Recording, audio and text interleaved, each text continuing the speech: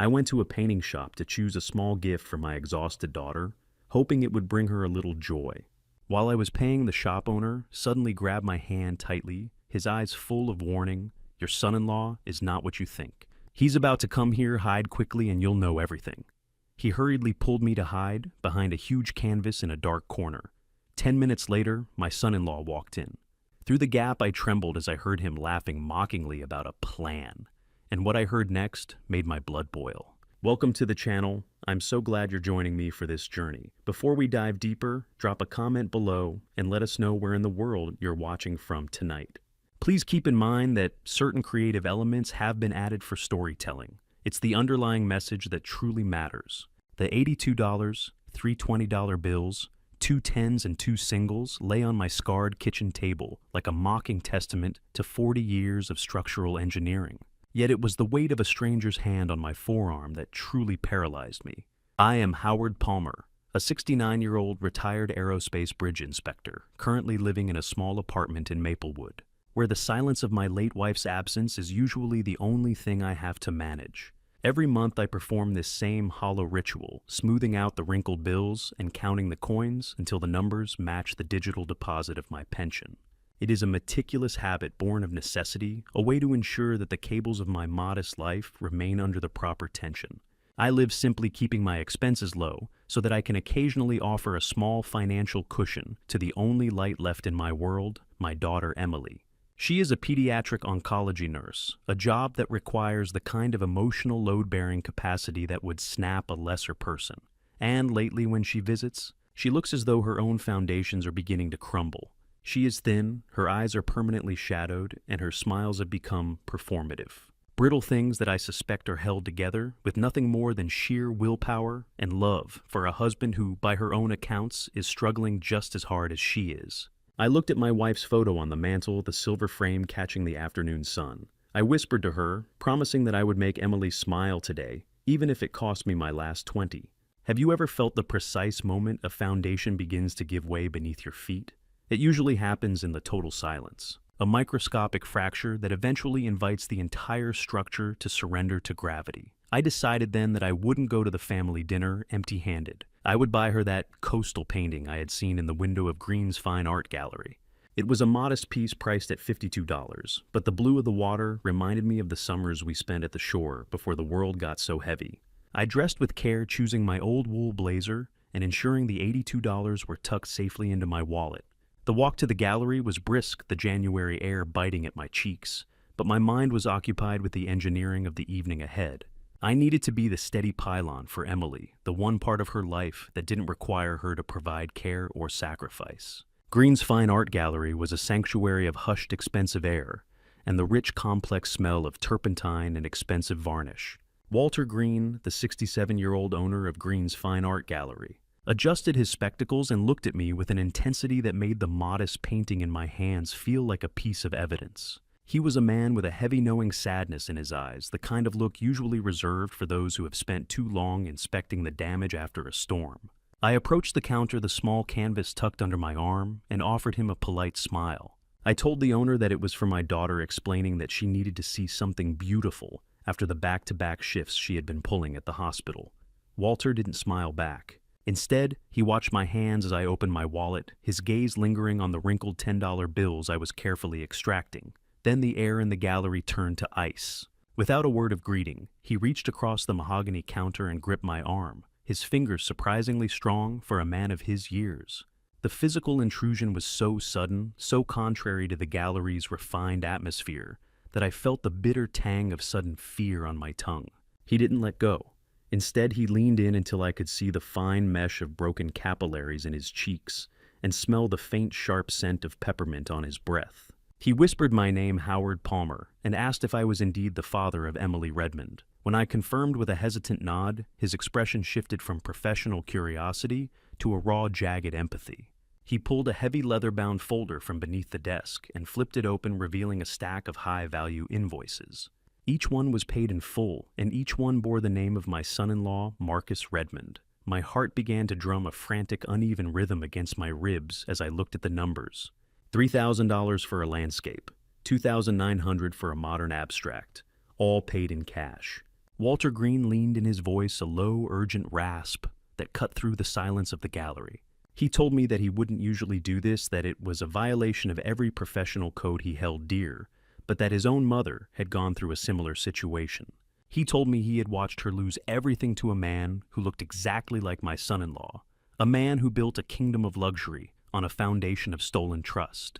His words were like a blowtorch to a suspension cable, quick, hot, and irreversible. I stared at the invoices, my mind racing to reconcile the image of the Marcus I knew, the one who complained about the cost of gas and his father's medical bills, with the man who was dropping thousands of dollars on oil. Paintings in the middle of a Saturday afternoon. Walter Green explained that Marcus came in regularly, always in the same high-performance car, always dressed in suits that cost more than my entire year's pension. He told me that Marcus often used an account name that made my stomach turn. Emily Palmer, my daughter's maiden name. The implication hit me with the force of a structural collapse. He wasn't just spending money. He was operating under a ghost identity, using the name she had before she ever met him. Walter Green checked his watch, his grip on my arm tightening even further, his eyes locked onto mine with a desperate urgency. He told me that Marcus would be here in exactly 15 minutes to pick up a $3,000 landscape he had commissioned. He asked me if I was ready to see the man my daughter was really married to, and as I looked at the $82 still sitting on the counter, I realized that the bridge of my life had just suffered a catastrophic failure. I pressed my back against the cold, rough brick of the storage alcove, the scent of linseed oil suddenly thick enough to choke on as the low hum of a precision-tuned engine vibrated through the gallery floor. Walter Green didn't hesitate. He moved with a frantic, quiet efficiency that suggested he had performed this kind of shielding before. He shoveled aside a stack of empty frames and gestured me behind a massive unfinished landscape canvas that leaned heavily against the wall. The rough weave of the fabric brushed against my face, smelling of dust and old oil paint, as I settled into the narrow shadow. My heart hammered against my ribs like a trapped bird, a frantic percussion that seemed loud enough to alert the entire street. I felt a surge of hot humiliation prickling at my skin. Spied on a bridge as an inspector to find the rot in the steel, but I had never imagined I would be reduced to spying on my own kin in the dark corner of an art shop. Walter leaned close, his face pale and tight in the dim light. He whispered for me to keep my breathing shallow, warning me that the man approaching had the eyes of a hawk. I knotted my throat tight with a metallic, heavy taste of bile that I couldn't swallow away. Then the electric purr stopped. Silence is a terrifying sound when you're hiding. It stretched out thick and heavy until the chime of the front door cut through it like a blade. I peered through a sliver of space between the canvas edge and the brick wall, my vision narrowing as a gleaming cherry-red Tesla pulled into the curb with electric silence. The sun reflected off the hood in a blinding flash, a sharp contrast to the dingy shadows where I crouched. Marcus Redmond, 34, stepped out of the Tesla with the practiced oily grace of a man who owned the pavement. He stood on his Armani suit, catching the afternoon sun like a second. More expensive skin. I barely recognized him. This wasn't the man who sat at my kitchen table last Sunday wearing a faded sweater and complaining that the rising cost of eggs was putting a strain on their budget. This Marcus stood tall, his shoulders back, exuding an aura of immense casual wealth that made my stomach turn. He walked into the gallery with his head held high, the bell announcing his arrival like a fanfare for a king. His voice boomed as he entered, rich and devoid of the hesitant stutter he used at Sunday dinners. He called out to Walter, declaring the latest acquisition a masterpiece before he had even crossed the floor. Through my tiny vantage point, I watched him approach the counter. He moved with a terrifying confidence, his eyes scanning the room with a predator's focus.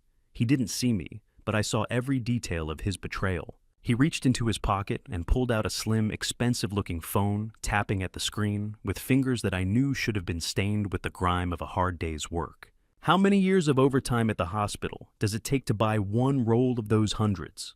The question burned in my mind as Marcus leaned against the mahogany desk, laughing at something Walter said. He looked so comfortable, so at home in this world of luxury, while my daughter was likely skip-counting pennies for groceries or wearing her shoes until the soles wore thin. Marcus began to flirt with the idea of buying even more, gesturing toward the back seat of the Tesla, where I could see Nordstrom bags and a distinct blue Tiffany box. He laughed a sound that felt like a physical blow to my chest, and told Walter that he was planning a surprise trip for his anniversary. He mentioned a week in Amalfi, a destination Emily had told me only months ago she could never afford to visit even in her dreams. The realization hit me with the weight of a falling girder. He wasn't just spending money, he was living a completely separate life, using her very identity to book high-end travel and luxury goods while she remained trapped in the reality of their supposed poverty. He pulled a thick roll of $100 bills from his pocket, the snap of the paper crisp and loud in the quiet gallery. He counted them out with a terrifying indifference, paying $3,000 for the landscape as if he were buying a pack of gum. I watched him pull out his phone again, this time taking a call. He spoke about a big score and a final phase, his tone clinical and detached. "My wife thinks I'm at the office filling out escrow papers," he said, a smirk playing on his lips. "Let her keep the dream right." The air in my lungs felt like lead. Watching him was like watching a termite feast on the rafters of my own home, efficient, silent, and devastating. He was hollow out the life I had helped Emily build one lie at a time, and he was enjoying the process. Every laugh, every casual flick of a $100 bill was a testament to the structural failure of the man I had trusted with my daughter's heart. He gathered his purchases, nodding to Walter with a smug satisfaction, and turned to leave. The bell chimed again, and the Tesla hummed back to life, the red blur of its taillights vanishing down the street. I stepped out from behind the canvas, my legs trembling so violently I had to lean against the wall for support. Walter Green didn't say a word. He walked over to the desk and picked up a heavy ledger, his hands shaking almost as much as mine. He didn't just hand me a single invoice, he pushed the entire book toward me. He pointed to a section showing a private holding company, registered to a dead relative of Marcus's, a shell used to funnel Emily's nursing salary away from their joint accounts. My phone buzzed in my pocket, the sharp vibration feeling like an electric shock against my thigh. I pulled it out my fingers, fumbling with the screen. It was a text from Emily. "Hey Dad, Marcus is finishing up a long shift. We'll be at your place in 10 to pick you up for dinner." I stared at the message, the lies of the man I had just seen, clashing violently with the exhausted love in my daughter's words. I folded the gallery invoices into a tight, jagged square and shoved them into my pocket, feeling the paper bite into my palm, a physical reminder that the man my daughter loved was a ghost I had only just started to haunt. I walked out of the gallery with a gait that felt heavy each step on the pavement, vibrating through my joints like a warning of structural fatigue. The familiar rattling cough of an old Honda Civic signaled my daughter's arrival, the engine struggling, as if it too were exhausted by the life it was forced to lead. My daughter, Emily Palmer, a 32-year-old pediatric oncology nurse, arrived at my curb with dark circles under her eyes that told me she was working shifts for 2 people, even though she only has one body. I saw her thin face through the glass, framed by the mess of the car's interior, a graveyard of empty coffee cups and discarded hospital schedules. As I slid into the passenger seat, the smell of stale hospital air and antiseptic hit me a sharp clinical contrast to the expensive linseed oil and luxury I had just witnessed. I looked at her fraying sweater sleeves where she gripped the steering wheel, and a knot of agonizing pity tightened in my chest. "Sorry I am late, Dad," she said, giving me a weary smile that didn't reach her eyes. I had to wait for Marcus to finish a conference call with a potential client. "It is fine, Emily," I replied, my voice sounding distant to my own ears. I was just admiring the art. I kept my hand in my pocket, the sharp edge of the invoices cutting into my skin, anchoring me to the reality she didn't know existed. We pulled away from the curb, the Honda's worn-out engine humming a low, desperate tune. I watched the houses of Maplewood blur past, feeling the weight of the silence between us. How do you tell your child that the person they sleep next to is a stranger wearing the face of a hero? I looked at Emily, wanting to scream the truth. But years of engineering had taught me that you don't dismantle a load-bearing wall without checking the roof first. Instead, I listened. I listened as she spent the 45-minute drive to Princeton, building a monument of excuses for the man who was currently bleeding her dry. She spoke of Marcus's real estate firm, how the market was slow, and how he was spending his nights helping his father, Daniel, navigate the bureaucracy of experimental heart medications. She praised his dedication, her voice full of a tragic, misplaced pride. "Marcus is so stressed, Dad," she whispered, shifting gears with a hand that looked far too fragile for the work she did. "He is trying to save his father while the business struggles. I do not know how he does it." I stared out the window, my reflection in the glass, looking older and angrier than I felt. "I am starting to wonder that myself, honey," I said, the words tasting like copper in my mouth. I almost choked on the words. Almost. The sheer scale of the gaslighting was breathtaking. I thought of the red Tesla and the Armani suit, the casual way Marcus had flipped through $100 bills, while Emily likely skipped lunch to save for the gas in this rattling car. The betrayal felt like a rhythmic pounding in my skull. Every story she told about their financial struggle was a rehearsed script, a layer of paint applied to hide the rot beneath. She mentioned that they'd had to cut back on everything just to keep Daniel's medical bills current. Then she let it slip the blow that almost made me break my silence right there on the turnpike. She told me she had taken a second mortgage on her small condo, the one my late wife had worked 3 jobs to leave her just to help cover Daniel's latest treatment. I felt my stomach drop. That money didn't go to a heart specialist. It went to a leather interior and a chrome grille. It went to a velvet box from Tiffany's.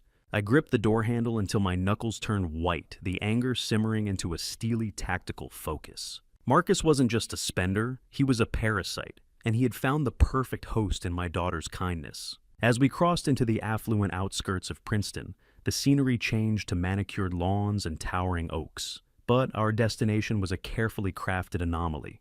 We pulled into the driveway of the Redmond estate, and I felt a fresh wave of disgust. The house sat there like a hollowed-out tree, rotten at the core, but still standing by some miracle of deception. I observed the performative modesty of the place, the peeling gray paint on the porch, the unkempt hedges, the shutters that hung slightly askew. It was a costume. To the world, it looked like the home of a family clinging to the middle class by their fingernails. To me, after what I had seen at the gallery, it looked like a stage set. "It is not as nice as it used to be," Emily whispered as she killed the engine, the Honda giving one last shivering rattle before falling silent. "But they are doing their best." I looked at the peeling paint and felt the jagged square of paper in my pocket. "It is a convincing look," I said, stepping out of the car. My eyes were already scanning the perimeter, searching for the structural weaknesses in their lie. I noticed the way the dirt was fresh in one corner of the driveway, as if something heavy had been parked there recently. As we walked toward the porch, I saw an old rusted Camry parked in the shadows of the garage where the red Tesla should have been. It was the final confirmation I didn't need, but received anyway, a secondary vehicle for the Poverty Act. The house felt oppressive, a den of lions disguised as a sanctuary. The front door creaked open, and there he stood, Marcus Redmond, the man I'd just seen in a $2,000 suit, now wearing a stained t-shirt, and an expression of such weary, fake exhaustion that I felt a physical urge to strike him. He rubbed his eyes and leaned against the doorframe, his voice dropping an octave into his struggling persona. "Howard, Emily, thank you for coming," he groaned. "It has been a long day." I looked at the stain on his shirt, knowing it was as calculated as the Armani, and realized the dinner wasn't a social call. It was an inspection. As I crossed the threshold of the Redmond house, the air felt thick with a calculated dampness, as if the very walls had been coached to sweat with the effort of pretending to be broke. The front door had creaked open to reveal Marcus Redmond, in a costume that was an insult to every blue-collar worker I'd ever inspected bridges with. He stood there in a stained polo shirt and frayed jeans, his hair tousled just enough to suggest a day of hard labor that I knew for a fact he hadn't performed. I watched him closely, my eyes scanning him, with the clinical precision of a structural engineer looking for a stress fracture. The man I had seen an hour ago in a $2,000 suit was gone, replaced by this hollowed-out caricature of poverty. He groaned as he moved his hand, reaching for his lower back in a gesture that was far too deliberate to be genuine. "Sorry about the mess, Howard," he said, his voice dropping into a weary octave that vibrated with insincerity. "I spent the morning trying to fix the boiler myself. I just can't afford to call in a specialist right now, with the way the bills are piling up." I looked at his hands as he spoke, noting the dark smudge of grease beneath his fingernails. It looked convincing until I realized the skin of his palms was as soft and uncalloused as a newborn's. My years of inspecting material finishes told me the truth. The grease wasn't oil. It was dark, theatrical makeup, carefully applied to sell a lie. "Self-reliance is a virtue, Marcus," I replied, keeping my voice as flat as a sheet of cold-rolled steel. "Though some things are harder to fix than others." He avoided my eye contact, ushering us into the foyer with a hurried nervousness. Emily stepped past me, her face tight with a concern that Marcus harvested like a cash crop. She reached out to touch his arm, her eyes searching his for some sign of the exhaustion he was faking so effectively. The house felt like a stage set, cold and uninviting. The hallway air carried a draft that felt intentional, a physical manifestation of their supposed financial winter. Have you ever sat at a table where the salt in the air wasn't from the food, but from the sweat of 1,000 lies? That was the sensation that washed over me as we walked toward the dining room. I felt the weight of the gallery invoices in my pocket, the paper thick and jagged against my thigh. It burned like a brand, a constant reminder of the sleek red Tesla and the Armani suit that Marcus had tucked away like a shameful secret. I watched him limp ahead of us, a performance so dedicated it would have been impressive if it weren't so predatory. In the dining room, Daniel Redmond, 62, greeted me with the practiced, shaky hands of a man who spent more time rehearsing his illness than actually living it. He was seated in a mismatched wooden chair that looked like it had been pulled from a curb on trash day. The light bulb overhead flickered with a rhythmic instability that felt less like a faulty wire and more like a deliberate choice to enhance the atmosphere of destitute gloom. "Howard, thank you for coming," Daniel whispered, his voice, a frail rasp that sounded like dry leaves skittering across a driveway. "It is good to see family, even when times are lean." I sat down across from him, my eyes immediately dropping to the table setting. A roast chicken sat in the center, looking intentionally meager, surrounded by wilted vegetables. But as I reached for a paper napkin, the edge of my hand brushed against the silverware. My fingers recognized the weight and the cool, distinct texture of high-quality sterling silver. It was hidden beneath the cheap paper, a sliver of the truth poking through the carefully maintained facade of their poverty. I felt the invoice in my pocket. It burned like a brand. I watched Daniel as Emily began to serve the plates. He was a master of the subtle tremor, his hands shaking just enough to make the act of holding a fork look like an ordeal. Yet when Emily turned her back to fetch a pitcher of water from the sideboard, the tremor vanished instantly. He adjusted his glass with a grip that was steady, and sure, his eyes darting to Marcus with a look of sharp, clear-headed calculation. They weren't just a father and son. They were a seasoned team of co-conspirators, and the theater they were performing was designed to bleed my daughter dry. Emily returned her movements quick and efficient, her nurse's training kicking in, as she fussed over Daniel's portion. "Emily is an angel for helping with my prescriptions," Daniel said, looking down at the floor, as if the weight of his gratitude was too much to bear. "I do not know where we would be without her." I watched her smile at him, a genuine heartbreaking expression of love that made my blood run cold. Their poverty was a costume, and the seams were already starting to split under the weight of my gaze. Every word out of Daniel's mouth felt like a brick being added to a wall of deception. He spoke about the cost of his treatments and the difficulty of finding a taxi to the clinic, painting a picture of a man trapped by his own failing body and a lack of resources. I maintained my composure, nodding at the appropriate moments, while my mind worked through the logistics of their lie.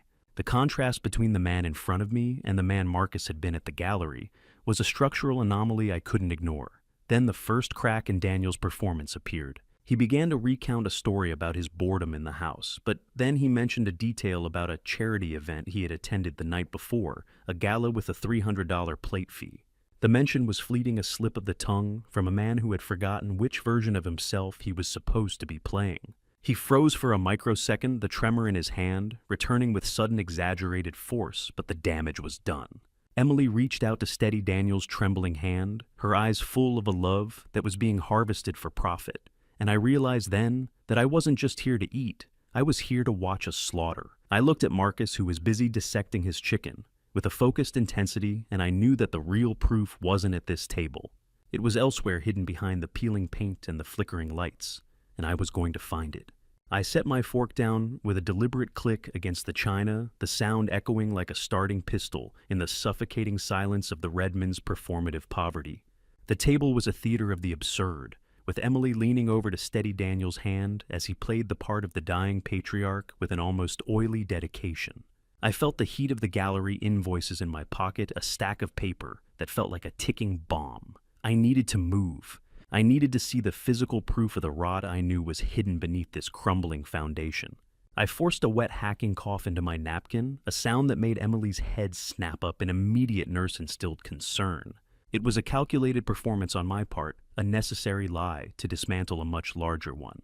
Just a tickle in the throat, honey, I wheezed, waving her back down as she started to rise.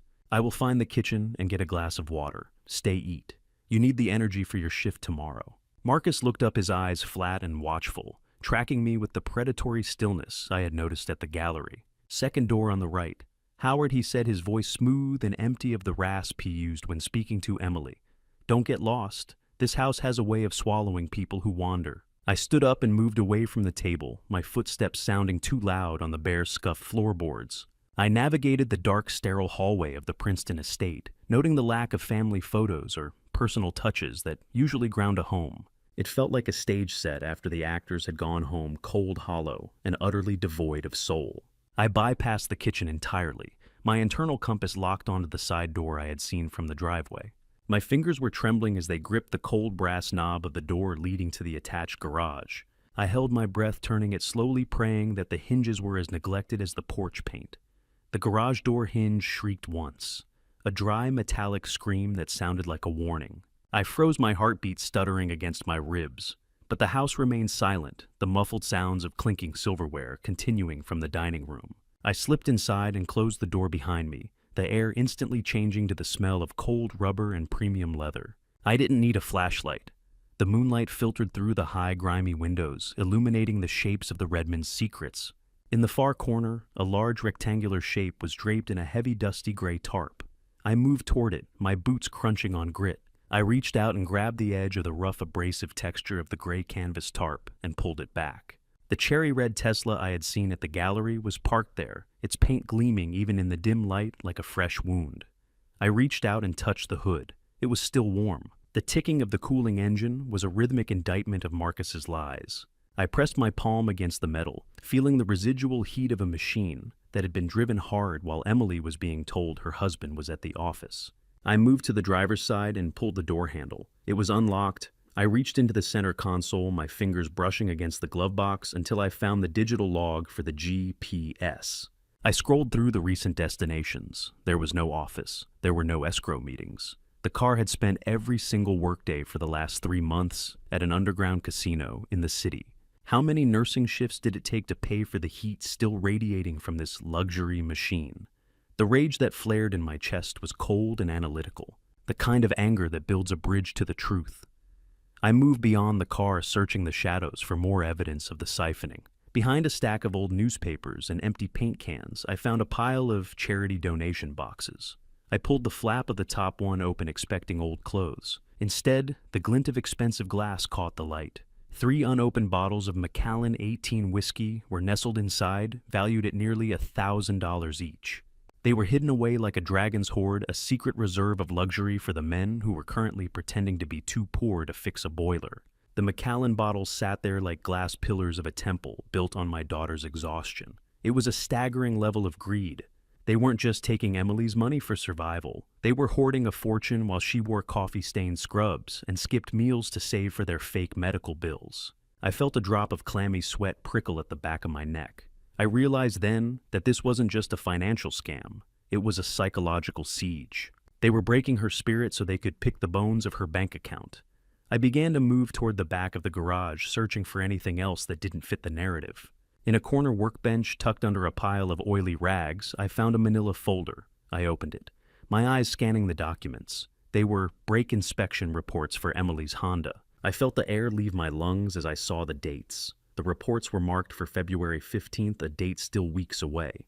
They had already scheduled an inspection for a car that Emily believed was in perfect working order. The implications were a structural failure of morality.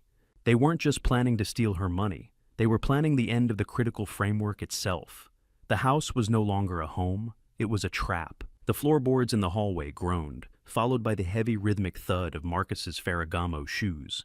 The expensive shoes he wasn't supposed to be wearing, stopping right outside the garage door. The faint, expensive scent of his cologne began to seep through the gap under the door. I stood in the shadows of the garage, the tarp still clutched in one hand, paralyzed by the sound of the door handle turning slowly and deliberately. He was coming to check on his investment, and I was standing in the middle of his secret vault. I dove into the narrow gap between a stack of moth-eaten moving blankets and the cold, unyielding side of the Tesla, just as the garage door latch clicked, the sound echoing like the hammer of a revolver being cocked. My breath hitched in my throat, a sharp, ragged thing that I had to swallow back down. The darkness of the garage was absolute, save for the thin sliver of light that cut across the floor as Marcus stepped inside. I pressed my spine against the metal of the car, feeling the lingering warmth of the engine through the blankets. The scratchy texture of the wool bit into my neck, but I didn't dare move. The The rhythmic click of Marcus's Ferragamo shoes on the concrete was slow, deliberate, and terrifying. I could hear the rustle of his clothing, the heavy, even tempo of his breathing. He stopped just feet from where I was, crouched, the smell of his expensive cologne and the faint, sweet scent of Macallan drifting into the space between us. I closed my eyes, praying that the shadows were as thick as they felt. "Where did that old man wander off to?" Marcus muttered, his voice dripping with a sudden sharp impatience that made my skin crawl. He moved closer to the tarped car, his hand brushing against the canvas. I heard the sharp rasp of the fabric as he straightened a corner, his presence so close that I could almost feel the heat radiating from his body. He stood there for what felt like an eternity, likely inspecting the very load-bearing lies he had spent months constructing. My heart was a frantic trapped thing in my chest, and the acrid metallic taste of fear filled my mouth. Finally, the footsteps retreated. The door to the hallway opened and closed, and the silence that followed was so heavy it felt like it had mass. I waited, counting to 60 twice before I dared to uncoil my limbs. My nerves were frayed to the breaking point, but the engineering of this situation required more than just survival. It required observation. I slipped out from behind the car and moved to the door, pressing my ear against the wood. The house was quiet, but then I heard it, the low hiss sibilance of whispers coming from the butler's pantry just down the hall. I cracked the door open an inch, slipping back into the house's kitchen hallway shadows. I positioned myself behind a heavy velvet curtain, my senses dialed to their absolute limit. He walked past me, 1 foot away.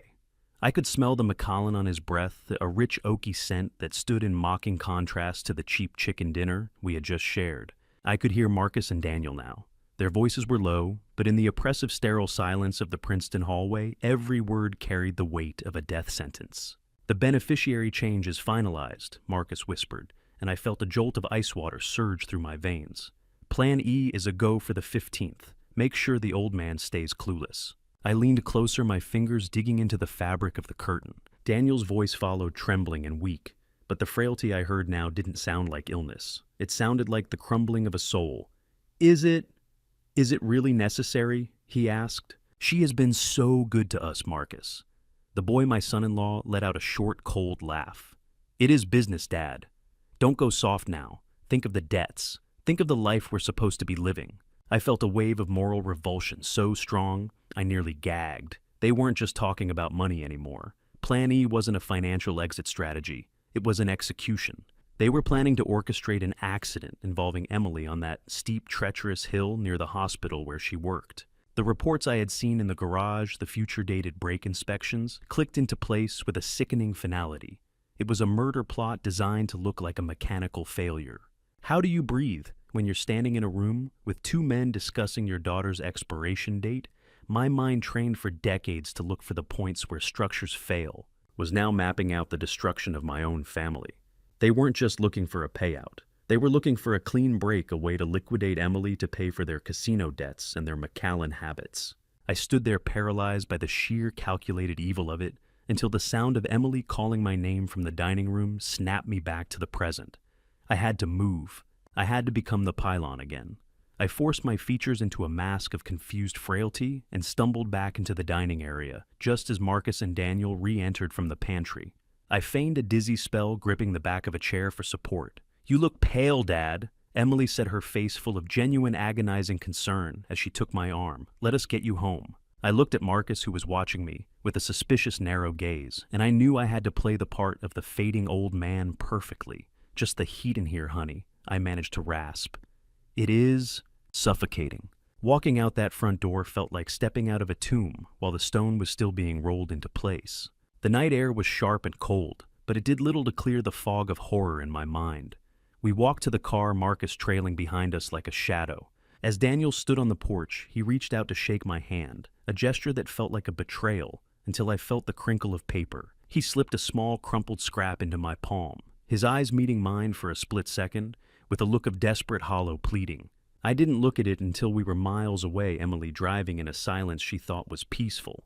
I pulled the paper out in the dim light of the dashboard. "Help her," the scrawl said. The handwriting was shaky, a confession of cowardice, and a confirmation of the nightmare. I gripped the scrap of paper in my pocket, my mind racing through the engineering of a brake line failure, and realized that, according to the calendar on the kitchen wall, I only had 28 days to dismantle a murder. I ignored the cold ache in my lower back as I slammed my apartment door shut, the jagged edges of those gallery invoices still burning through my pocket like radioactive isotopes. The drive back from the Redmond estate had been a masterclass in suppressed terror, watching my daughter smile at a man who was already measuring her for a coffin. I needed the truth not in the form of whispered threats or cryptic notes, but in the cold, hard data that Marcus Redmond couldn't charm or gaslight. My small apartment in Maplewood felt smaller tonight, the shadows stretching across the walls as I moved with a mechanical urgency. I cleared the scarred surface of my kitchen table, sweeping aside a stack of engineering journals to make room for my workstation. I laid out my laptop, a fresh legal pad that smelled faintly of dry paper, and my specialized bridge inspection magnifying glass, a relic of a career spent finding the invisible cracks that lead to catastrophe.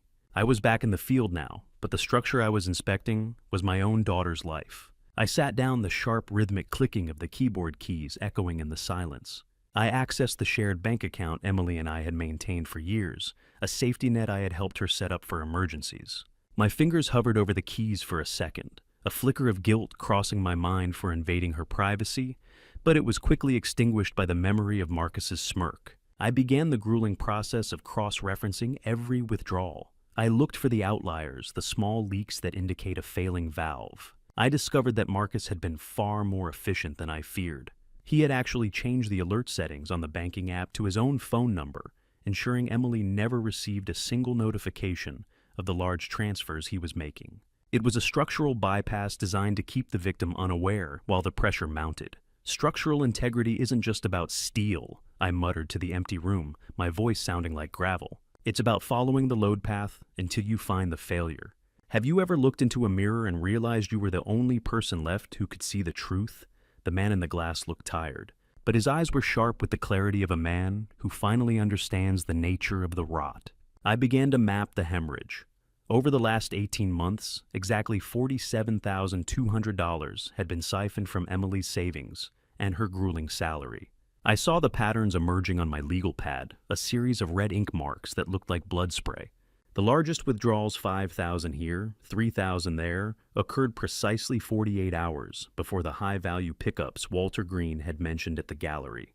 Marcus wasn't just spending his own mysterious funds. He was methodically stripping my daughter of every cent she earned in the oncology ward. $47,000, I whispered, my voice cracking in the quiet apartment. She skipped her own birthday dinner to save $300 for their future, and he spent 10 times that on a single canvas to impress a room full of strangers. I felt a surge of parental agony that nearly knocked me back, a physical blow to the chest. The hum of the apartment's refrigerator seemed to grow louder, a mocking, persistent sound in the heavy silence.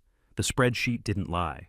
Numbers have a cold, honest brutality that people lack. They don't have a persona. They don't wear Armani suits. They just tell you how much has been taken.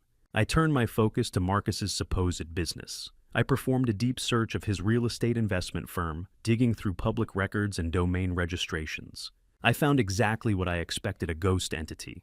It was a shell registered to a P.O. box in Delaware, a paper fortress with no real foundation.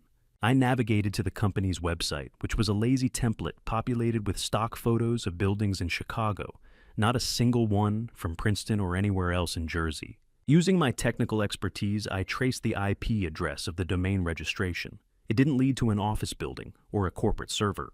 It led directly to the red Tesla's built-in cellular modem. Marcus was the sole operator of the fraud, running his entire empire from the driver's seat of a car my daughter was paying for. There are no projects, no partners, no profit, I realized, clicking through the dead links. There's only a predator and his prey.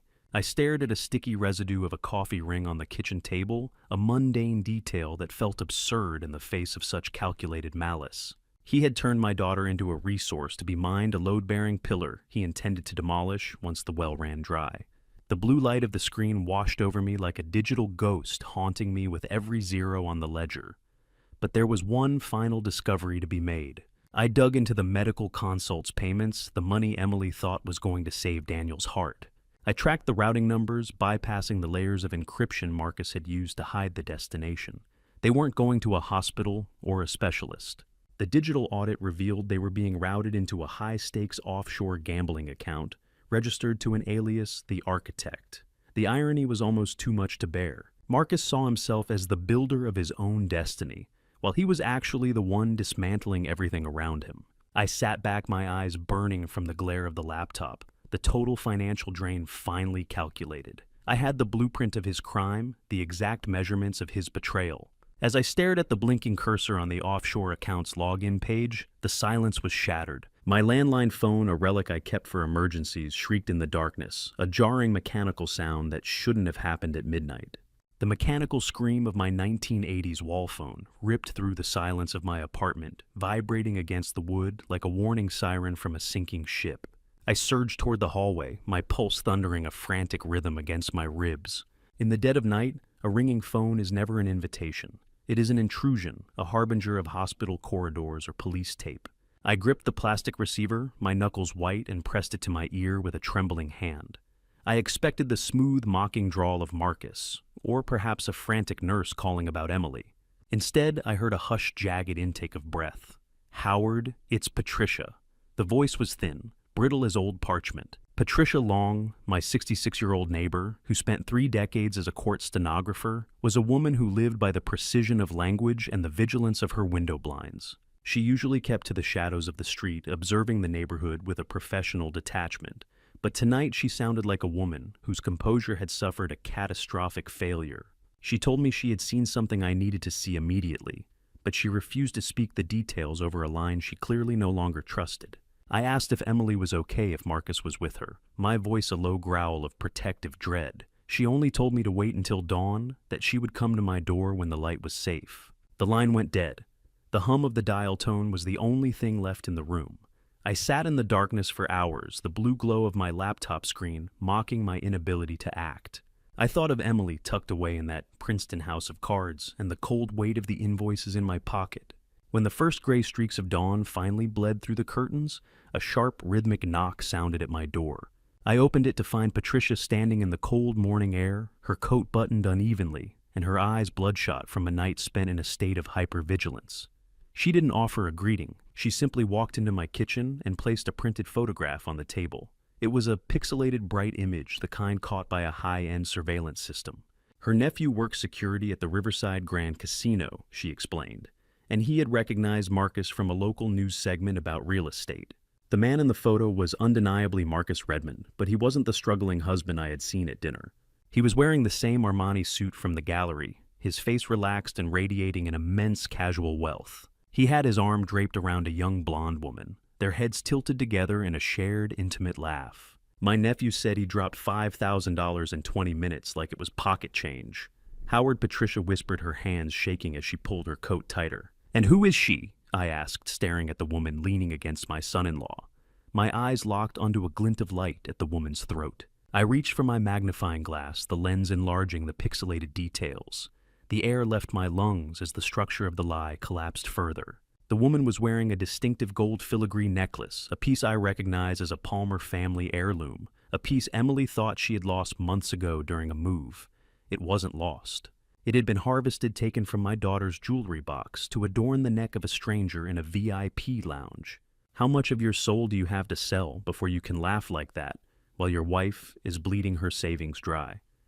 The disgust I felt was a physical thing, a sour heat that rose from my stomach and turned into a glacial, calculating rage. Marcus was funding a life of high-stakes gambling and infidelity with the very money Emily earned in the oncology ward, skipping her own meals to pay for a father-in-law's fake medication. I looked closer at the background of the casino photo, my eyes scanning the shadows behind the high-stakes table. My training as an inspector had taught me to look past the focal point, to find the hidden supports or the subtle cracks in the periphery. There, standing near a tray of drinks, was a second figure. He was standing perfectly upright, his posture straight and his face clear of the frail gray pallor he had worn at the dinner table. It was Daniel Redmond. He wasn't bedridden. He wasn't dying of a failing heart. He was perfectly healthy, acting as a gopher for his son in a den of vice. The betrayal was absolute, a multi-generational conspiracy of predators.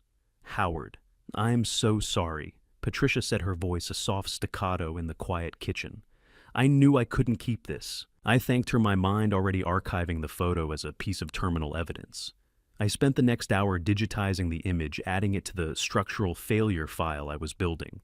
The photo was a crack in the dam, and I could feel the cold weight of the flood beginning to press against my chest. I tried to eat, but the smell of burnt toast from my forgotten breakfast made my stomach churn. I sat at the table mapping out the next phase of my defense. A $200 an hour nurse funding a $5,000 a night habit. The math doesn't just fail, it's murderous. The math was an indictment of a man who viewed my daughter as a resource to be depleted until the structure snapped. As I stared at the screen, my computer pinged with a new email, an automated notification from Emily's bank. Someone had just attempted to withdraw $10,000 from her equity line, and the location of the ATM was less than 2 blocks from my front door. The proximity felt like a physical assault. It wasn't just a digital theft anymore. The predator was in my immediate vicinity, moving with a desperate sudden speed. I stood up my chair, scraping against the floorboards, and grabbed my coat. The time for observation had ended. The sound of a car door slamming outside the apartment building echoed through the walls, and I knew before I reached the window that the final phase of Marcus's plan had just arrived at my doorstep. I didn't wait for the knock. I threw the door open just as Emily's hand was raised to her face, a pale, tear-streaked map of the devastation Marcus Redmond had spent 2 years perfecting. She stumbled into the foyer, her shoulders shaking so violently that I had to reach out and physically steady her. The sound of her car door slamming outside was still echoing in the hallway, a final sharp punctuation to her arrival. She looked smaller than I remembered, her scrub top wrinkled, and her hair escaping its clip in frantic, wispy strands. I led her into the kitchen, the very room where I had spent the night dissecting her life on a spreadsheet. She didn't even notice the laptop or the legal pads. She just collapsed into a chair, her breath coming in ragged, shallow hitches. "Marcus is pushing me." "Dad," she sobbed, her voice breaking on every other word. "He says if I don't sign the papers by Friday, Daniel will die. He said the cardiovascular specialist needs a $50,000 deposit because the insurance won't cover the experimental valve." I felt a surge of protective rage so hot, it made my vision blur. I held her shoulders, forcing her to look at me, to see the steady pylon I needed to be for her. "Emily, look at me. You are not a failure. You are a target. He is using your vocation as a weapon against you. Do not sign that paper." I told her then as gently as I could that the specialist Marcus had named didn't exist on the hospital's payroll. I watched the confusion in her eyes fight with the indoctrination Marcus had instilled, a structural battle for her very soul. "He said my nursing degree is useless if I can't even save my own family," she whispered, repeating the gaslighting script he had fed her. "He said I was being selfish for questioning the cost." I pulled her close, the damp, salty residue of her tears soaking into my shirt. "How do you tell your daughter that her husband's love is just a high-interest loan he never intends to pay back?" I couldn't give her the full horror yet. The casino photos or the Macallan bottles not. While she was this fragile, I needed her to trust me not just as her father, but as the only person who could see the cracks in the bridge. I managed to calm her down, making her a cup of tea she didn't touch. I insisted that I would use my old engineering contacts on the hospital board to verify the medical quotes. I bought myself 48 hours of time, a desperate window to build a real defense. Once she left, the silence of the apartment felt like an accusation. I realized I could no longer fight this battle with spreadsheets alone. I needed a professional to watch the shadows while I watched Emily. I felt my savings account dwindle to a 4-digit number as I prepared for the next step. It didn't matter. Steel is expensive, but a life is priceless. I drove to the Maplewood Diner, a place where the air always smells of burnt coffee and maple syrup, to meet a man I hadn't seen in a decade. Tom Crawford, 62, was a man whose face looked like it had been carved out of the very granite bridge footings we used to inspect together, his eyes 2 chips of cold, unblinking flint. He was already sitting in the back booth, his hands wrapped around a heavy ceramic mug. He had traded bridge inspection for a discreet private investigation firm years ago, and he was the only man I trusted to help me navigate a structural failure this deep. I slid into the booth and laid out the invoices, the casino photo, and the digital audit. I didn't need a report. "Tom," I told him, my voice low and steady, "I need a load-bearing analysis of this man's lies. I need to know where to kick so the whole thing collapses." Tom studied the photo of Marcus and the blonde woman for a long time, his expression tightening into something professional and grim. "Howard, if half of what you've shown me is true, you're not dealing with a husband," Tom said, his voice a low rumble. "You're dealing with a professional apex predator." He tapped the photo of the blonde woman. "I know this face. She isn't a mistress. She's a known closer for a multi-state marriage fraud ring. If she's in the picture, Marcus isn't just a gambler. He's part of an organized syndicate. The revelation hit me with the force of a wrecking ball. This wasn't a solo act of greed. It was a factory-grade operation. I reached into my coat and pulled out $500, half of my remaining emergency liquid cash.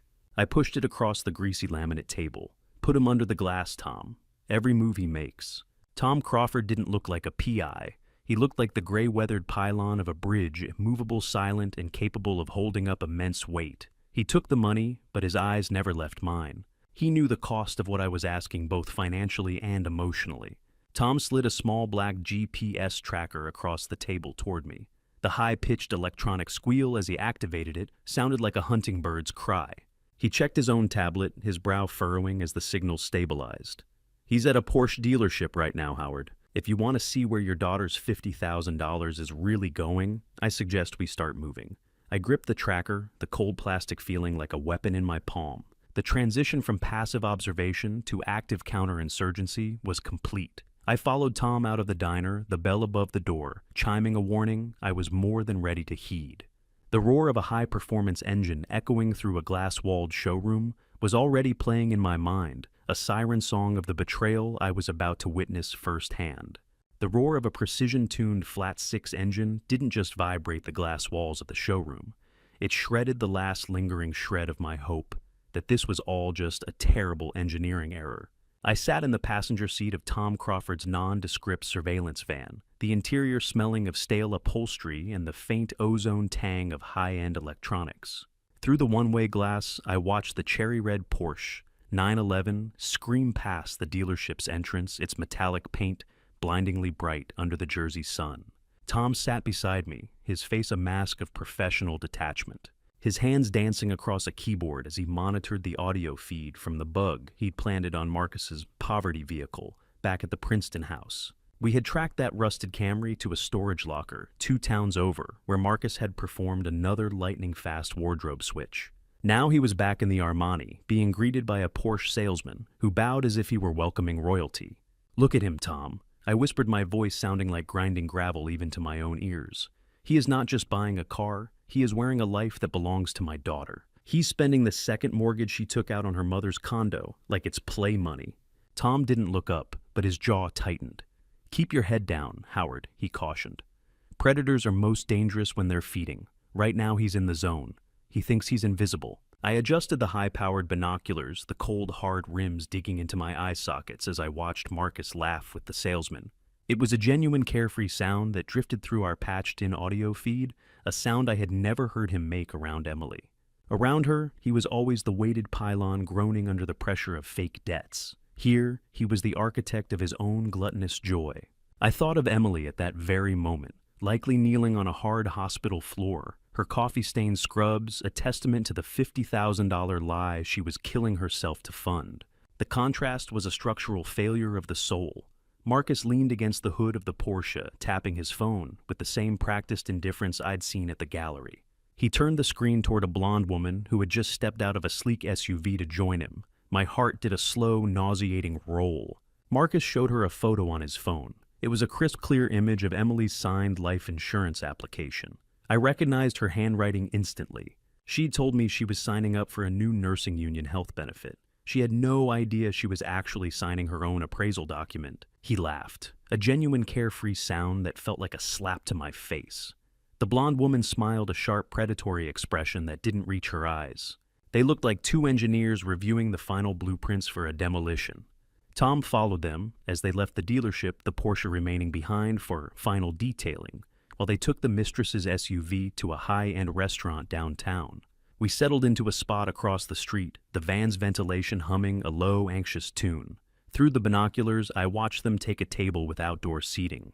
It was a $200 lunch easily. They toasted with glasses of Macallan, the amber liquid catching the light.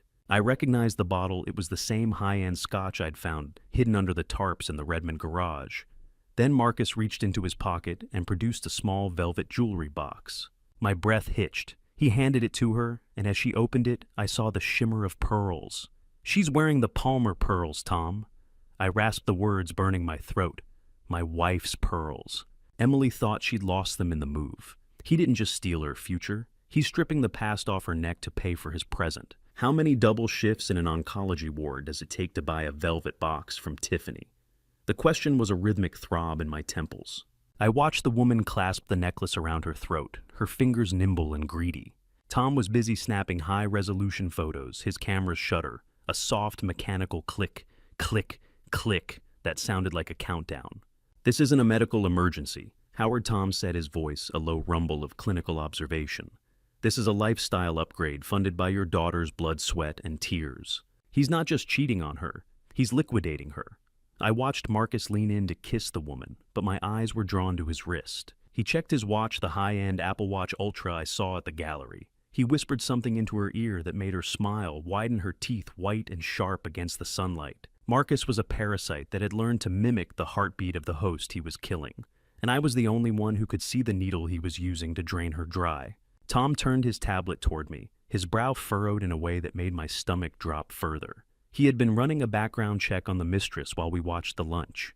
"Howard, she isn't just a mistress," he revealed, clicking through a professional database. "Her name is Lydia Vance. She's a senior insurance adjuster for the very firm that just fast-tracked Emily's new policy. The blonde woman wasn't just a side piece. She was the inside man. She was the one who had approved the high-value policy without the standard medical physicals that Emily's age and history should have required. The fraud ring didn't just have a hammer and Marcus. They had the legal armor to ensure the payout would be seamless. Steely resolve began to replace the raw anger in my chest. We were no longer just looking at a cheating husband. We were looking at a professional syndicate. I took the bottle of water Tom offered, the plastic crinkling in my shaking hand. The taste was crisp and clean, but it couldn't wash away the bitterness of the betrayal.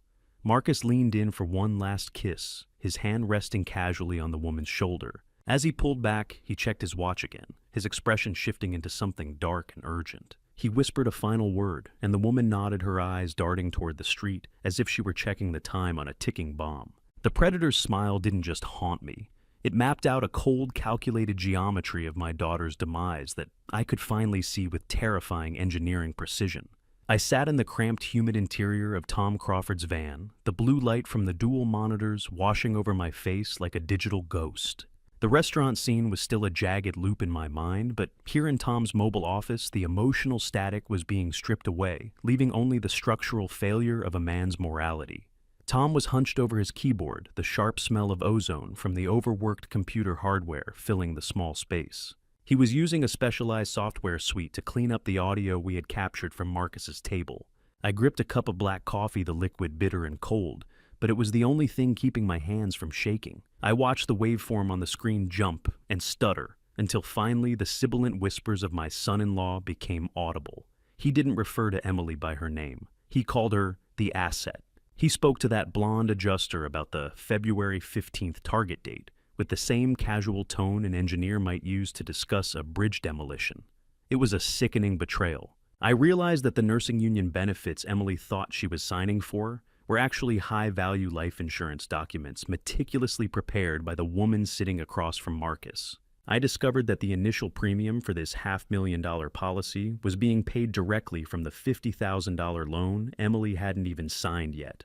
Marcus had already forged her temporary authorization to bridge the gap. The audio hissed. Then through the static, I heard my daughter's name spoken like a death sentence. Tom hit a key, freezing the frame. "Steady, Howard," he said, his voice a low, steady anchor in the storm of my rage. "We need to follow the policy trail. This is the load-bearing lie of his entire operation." I watched as Tom's fingers danced across the keys, breaching the secure portal of the insurance company using the credentials I had helped him identify from Marcus's digital footprint. We found it, a $500,000 term life policy on Emily Palmer. Marcus Redmond was the primary and sole beneficiary. My stomach did a slow, nauseating roll as I saw that the policy had been fast-tracked through Grayson & Associates, the same legal firm linked to the syndicate. $500,000. That was the price he had put on her head. I felt a sense of vertigo, the kind you get when you realize the bridge you're standing on has no pilings left. How do you calculate the stress load on a heart that knows its own child is being appraised for parts? The van felt smaller, the air thicker with the scent of his greed. Every cent she earned in that oncology ward was being used to fund a policy that only paid out if she stopped breathing. I reached for my magnifying glass, pulling the dry, parchment-like policy printouts closer to the flickering monitor. I began to scrutinize the fine print, looking for the stress points. That's when I found it a double indemnity rider. The language was clear, clinical, and predatory. The payout would jump to $1 million if the death was ruled accidental. I cross-referenced this with the brake inspection notes I had found in Marcus's garage. It was an engineering problem for him, Tom.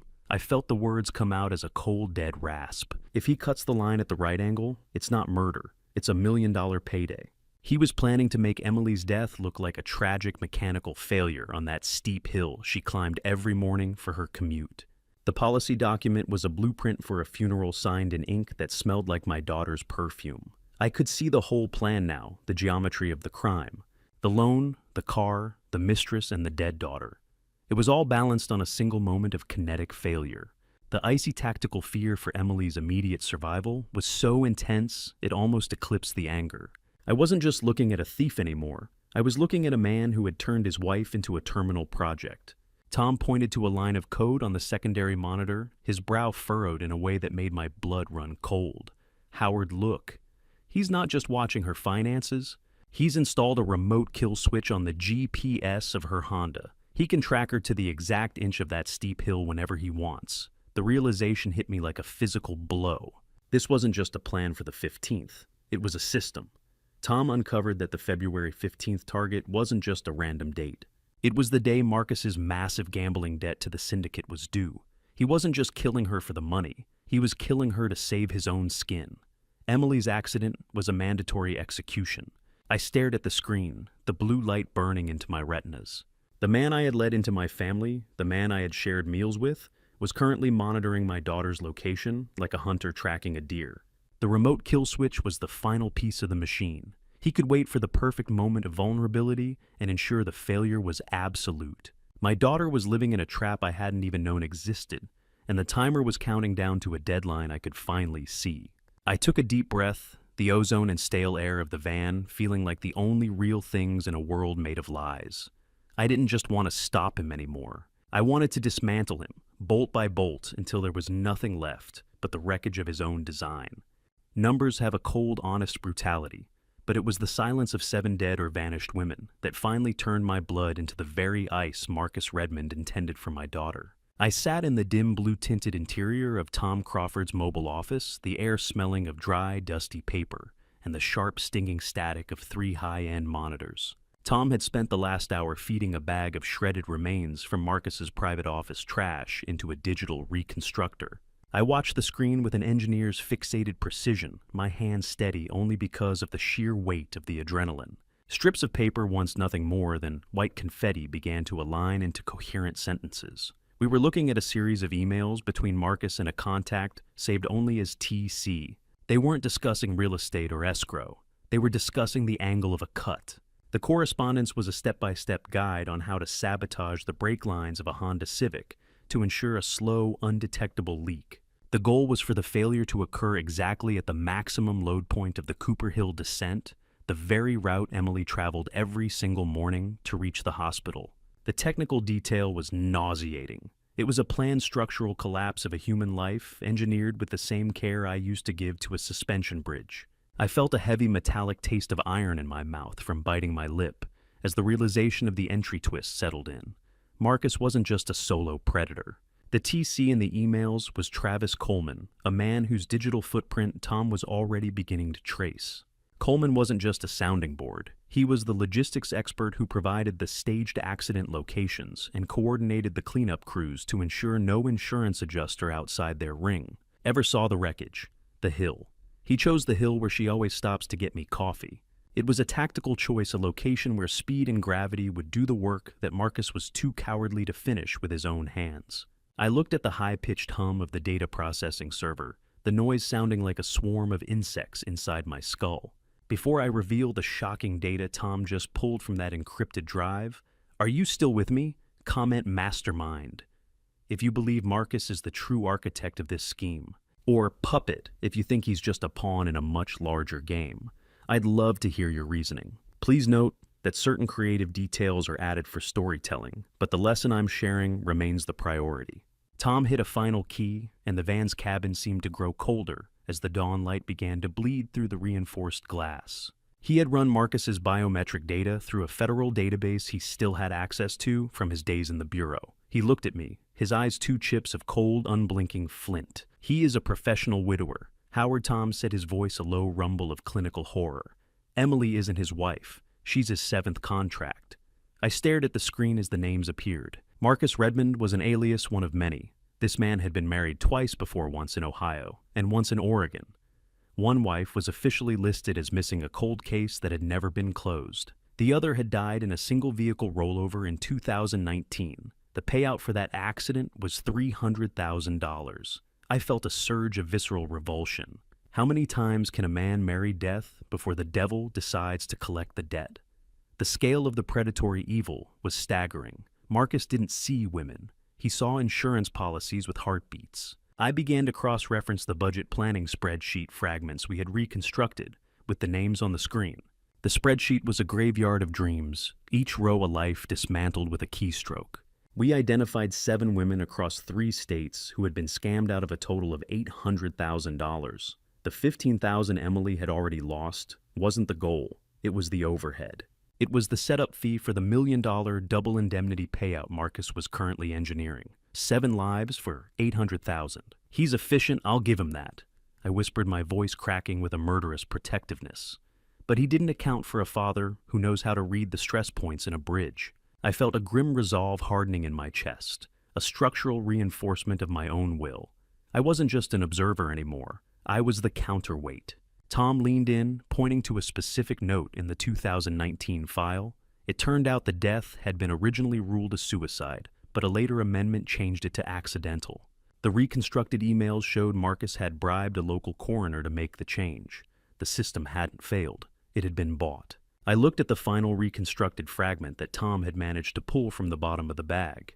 It wasn't a bank statement or an email. It was a digital scan of a photo, a high-resolution image of my own apartment building. Across the back in Marcus's precise architectural handwriting were the words, "Secondary beneficiary obstacle." The iron taste in my mouth returned stronger this time. I wasn't just an inconvenient father-in-law. I was a variable in his equation that needed to be canceled out. He knew I was looking. He knew I was the only piling left holding up the bridge Emily was walking across.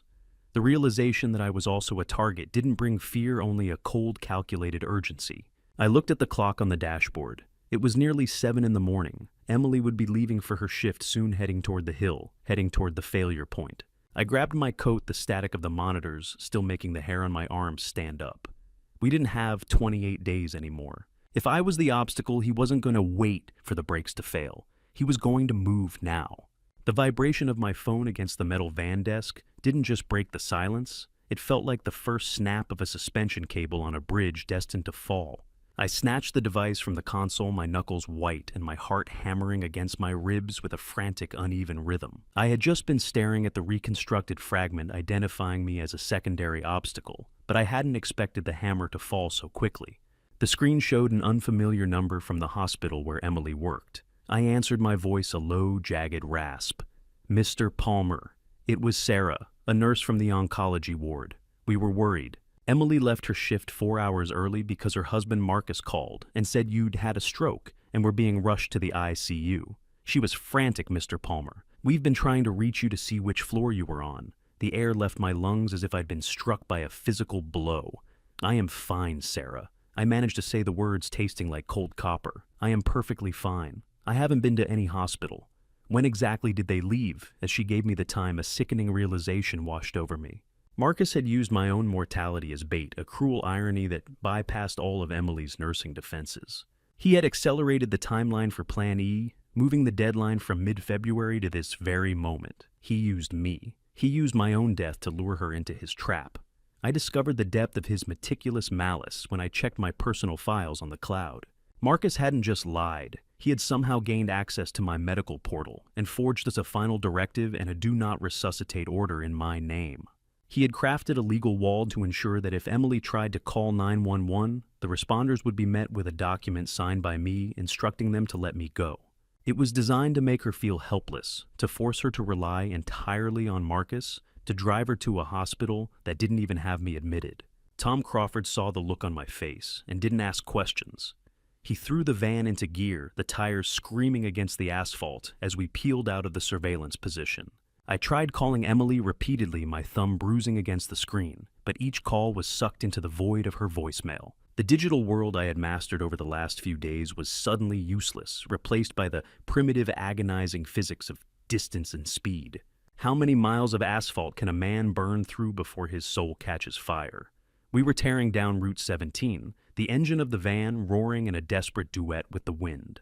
I watched the GPS tracker Tom had installed on Emily's Honda. The icon was stationary, pinned like a dead moth to the map at the Redmond residence in Princeton.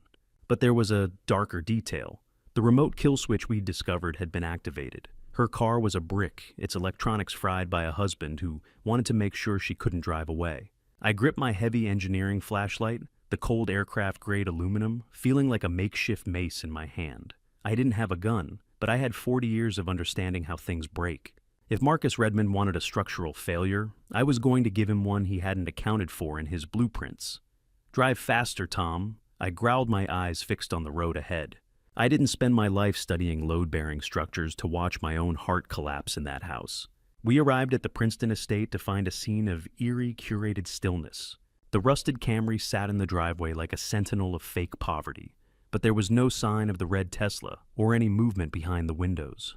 The house looked different than it had at dinner. The peeling paint and unkempt hedges no longer looked like misfortune, but like camouflage. I was out of the van before Tom had even come to a full stop. I found the front door unlocked, swinging open with a heavy, ominous ease. Inside the house didn't smell like overcooked chicken or the stale air of a sick room. It smelled of sharp medicinal chemicals, a stinging bitter scent of crushed pills and antiseptic that made my throat constrict.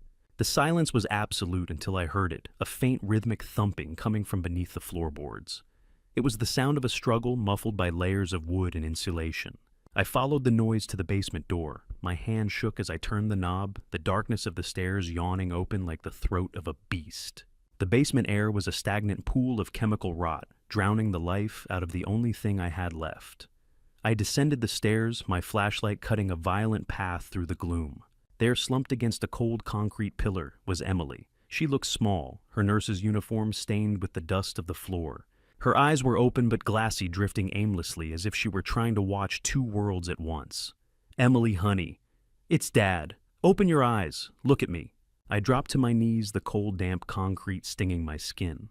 I pulled her into my arms, her body heavy and uncoordinated. "Dad," she whispered, her voice a slurred, terrifying ghost of itself. "Why? Why are there two of you?" Marcus said. He said the pills were for my headache. He said you were already gone. I felt a surge of visceral horror as I realized how close he had come to the finish line. As I lifted her, my flashlight beam caught a small plastic bottle rolling across the floor. I picked it up, reading the label. It was a half-empty bottle of benzodiazepines with Daniel Redmond's name on it. The sick father hadn't been a victim. He had been the quartermaster, providing the weapons for my daughter's sedation. I stood up, cradling Emily's limp weight against my chest, ready to carry her out of that tomb. Then the silence of the house was punctuated by a sound that made my blood freeze. I heard the heavy metallic scrape of the basement door being locked from the outside, followed by the distinctive electric hum of the Tesla pulling into the garage directly above our heads. I didn't wait for Marcus to descend. I threw my entire weight against the rusted basement window frame, the glass shattering like the illusions I had let my daughter live in for far too long. The sound of heavy footsteps crossing the floorboards directly overhead sent a jolt of pure adrenaline through my aging joints. I knew that metallic scrape of the door being locked wasn't just a hurdle. It was the final seal on Marcus's original plan. He wanted us here trapped in the dark while he staged the next phase. I ignored the sharp, jagged sting of glass cutting my palm as I cleared the shards from the frame. My blood smeared against the white peeling paint, but I didn't feel the pain. I only felt the weight of Emily, limp and smelling of chemical sedation, draped over my shoulder. I had to get her out. I discovered that the vitamins Marcus had been forcing on her weren't just random sedatives. I found a discarded blister pack in the corner of the basement that matched Daniel's heart. Medication-powerful beta blockers mixed with benzos. Marcus hadn't just drugged her. He had stolen them from Daniel's genuine stash, intending to frame the sickly father for an accidental overdose if the Hill plot failed. It was a secondary structural failure he'd engineered into the lie, a backup plan in case the car didn't do the job. I hoisted Emily toward the narrow opening, my muscles screaming under the load. I was 69 years old, but in that moment I moved with the desperate strength of a man who was holding the last intact pylon of a collapsing bridge. I pushed her through the window first, watching her slide onto the damp, cold earth of the backyard. The footsteps above stopped right over the basement stairs. I scrambled up after her, my boots kicking at the concrete wall, until I tumbled out into the overgrown grass. The house lights flared to life behind us, casting long, predatory shadows across the lawn. "Keep your head down, Emily," I rasped, though she was barely conscious enough to hear me. "Don't look back at the house. Just keep moving." I dragged her toward the tree line, my breath coming in ragged, shallow hitches that burned my lungs. The van tires screamed. It was the only sound louder than the shattering of my own composure. Tom Crawford slid the side door open before the vehicle had even fully stopped. "Howard, get in." "I've got the paramedics on the line," Tom shouted over the engine's roar. I threw Emily inside and dived in after her, the van peeling away just as the back door of the Redmond estate flew open, a dark silhouette framed in the sudden blinding yellow light of the foyer. By the time we reached St. Mary's ER, the panic had settled into a cold clinical focus. I watched through the small window of the trauma bay as the nurses moved with a synchronized efficiency that reminded me of a well-drilled repair crew. They stripped her of her clothes, the very scrubs she had been wearing, when Marcus lured her into the trap and started the IV fluids. The rhythmic mechanical chirp of the heart monitor was the only thing that kept me anchored to the floor. The ER doctor, a woman with tired eyes and a firm grip, stepped out to speak to me. "She's lucky you found her when you did, Mr. Palmer. Another hour and the combination of her exhaustion and the dosage could have caused her respiratory failure. She was essentially drowning in her own sleep. How do you explain to a child that the monster under the bed eventually grew up and married her?" I sat by her bed for hours, clutching her limp. Pale hand as the hospital-grade floor wax filled my nostrils with its sterile chemical scent. I watched the color slowly return to her face, a slow sunrise after a night of absolute darkness. I sat there with my legal pad and the reconstructed files, waiting for the moment the structural integrity of her world would finally give way. Emily finally stirred around 10 o'clock. Her eyes drifted open, glassy and confused, scanning the harsh fluorescent lights of the ceiling. "Dad?"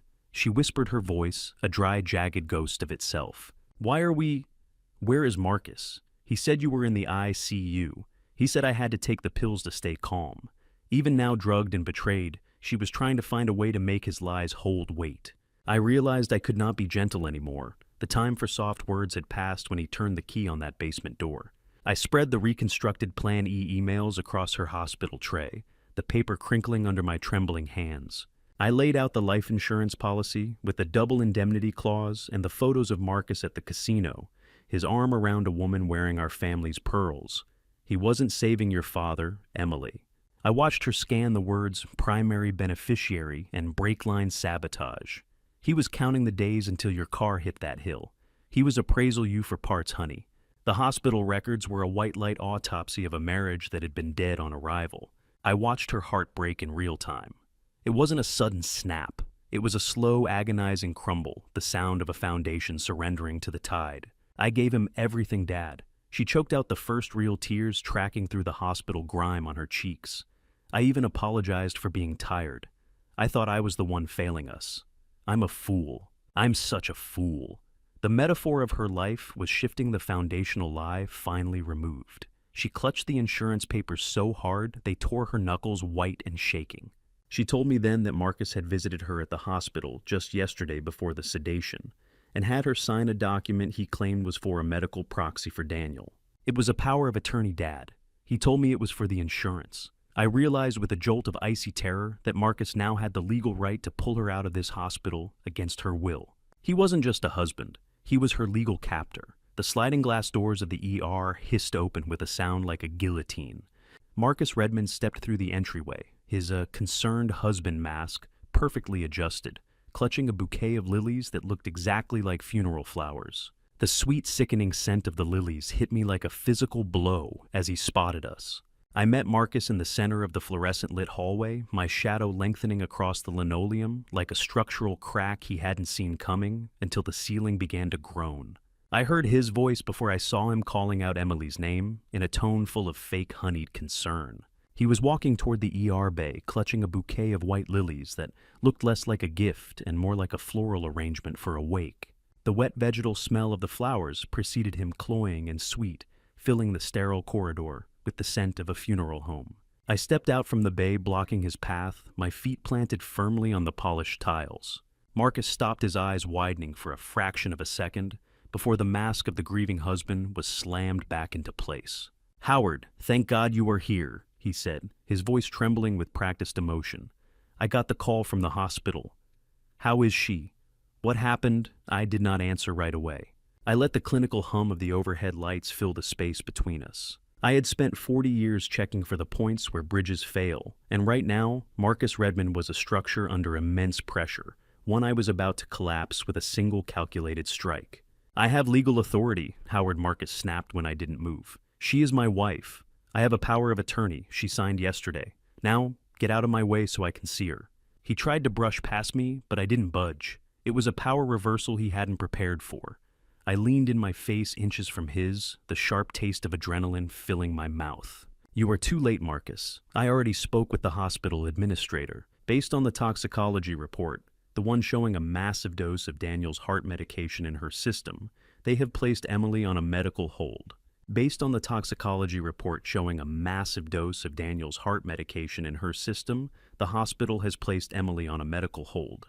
Agent Morrison has also obtained an emergency court order, suspending your power of attorney pending investigation. You no longer have any legal authority over her care." I watched the color drain from his face, the gray pallor of the lights matching his complexion. "She is your payout, Marcus. And I have already sent the invoices and the emails we reconstructed to the FBI. You are not a husband anymore. You are a fugitive who just has not started running yet." The mask didn't just slip. It shattered on the floor along with those funeral lilies. Marcus stood there, his hands empty, his fingers twitching, as if he wanted to reach for my throat. The predatory snarl that replaced his concern was a structural revelation, the raw steel of his malice finally exposed. "You think you are so smart, don't you, old man?" he hissed, his voice dropping into a low register. "You think you can just step in and take what is mine?" I produced a printed screenshot from my pocket, the life insurance policy with the double indemnity clause. I held it up so he could see the numbers, the hard evidence of his appraisal of my daughter's life. "I know about Plan E, Marcus. I know about the brake lines on Cooper Hill. I know about the 7 women who came before her."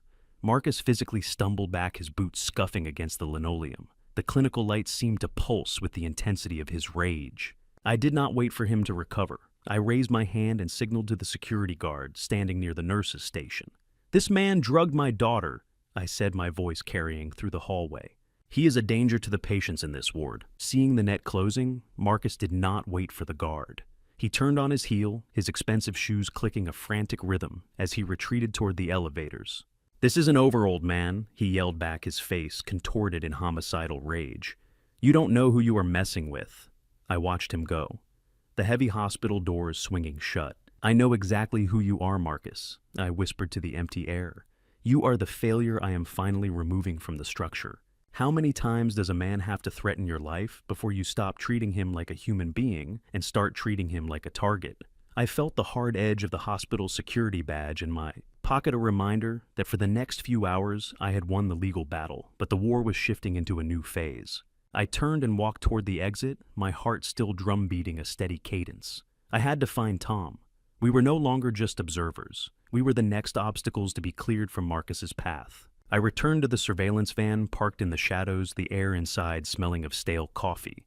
Tom was hunched over the monitors, his face illuminated by the blue flicker. He did not look up when I climbed in. "Howard, listen to this," he said, his voice tight. He hit a key and a recording began to play. It was a burner phone call intercepted from the elevator minutes ago. I heard Marcus's voice sharp and breathless. "Travis, the old man knows. The FBI is a certainty now. We have to pivot. Eliminate the secondary obstacle tonight. I want a heart incident. He is old Travis. A little digitalis in his tea, a fall in the kitchen. Make it look like the stress of his daughter's accident was too much for his heart." The recording hissed with a static that sounded like a snake coiled in the grass of my own home. My breath hitched. The clinical cruelty of the order was a metaphor for his entire existence. Everything was a project to be managed, even murder. I felt a cold chill. The exit twist was a structural blow I had not seen coming. Tom pointed to a secondary monitor, a map showing a blinking red dot. That is Travis Coleman's phone, Howard.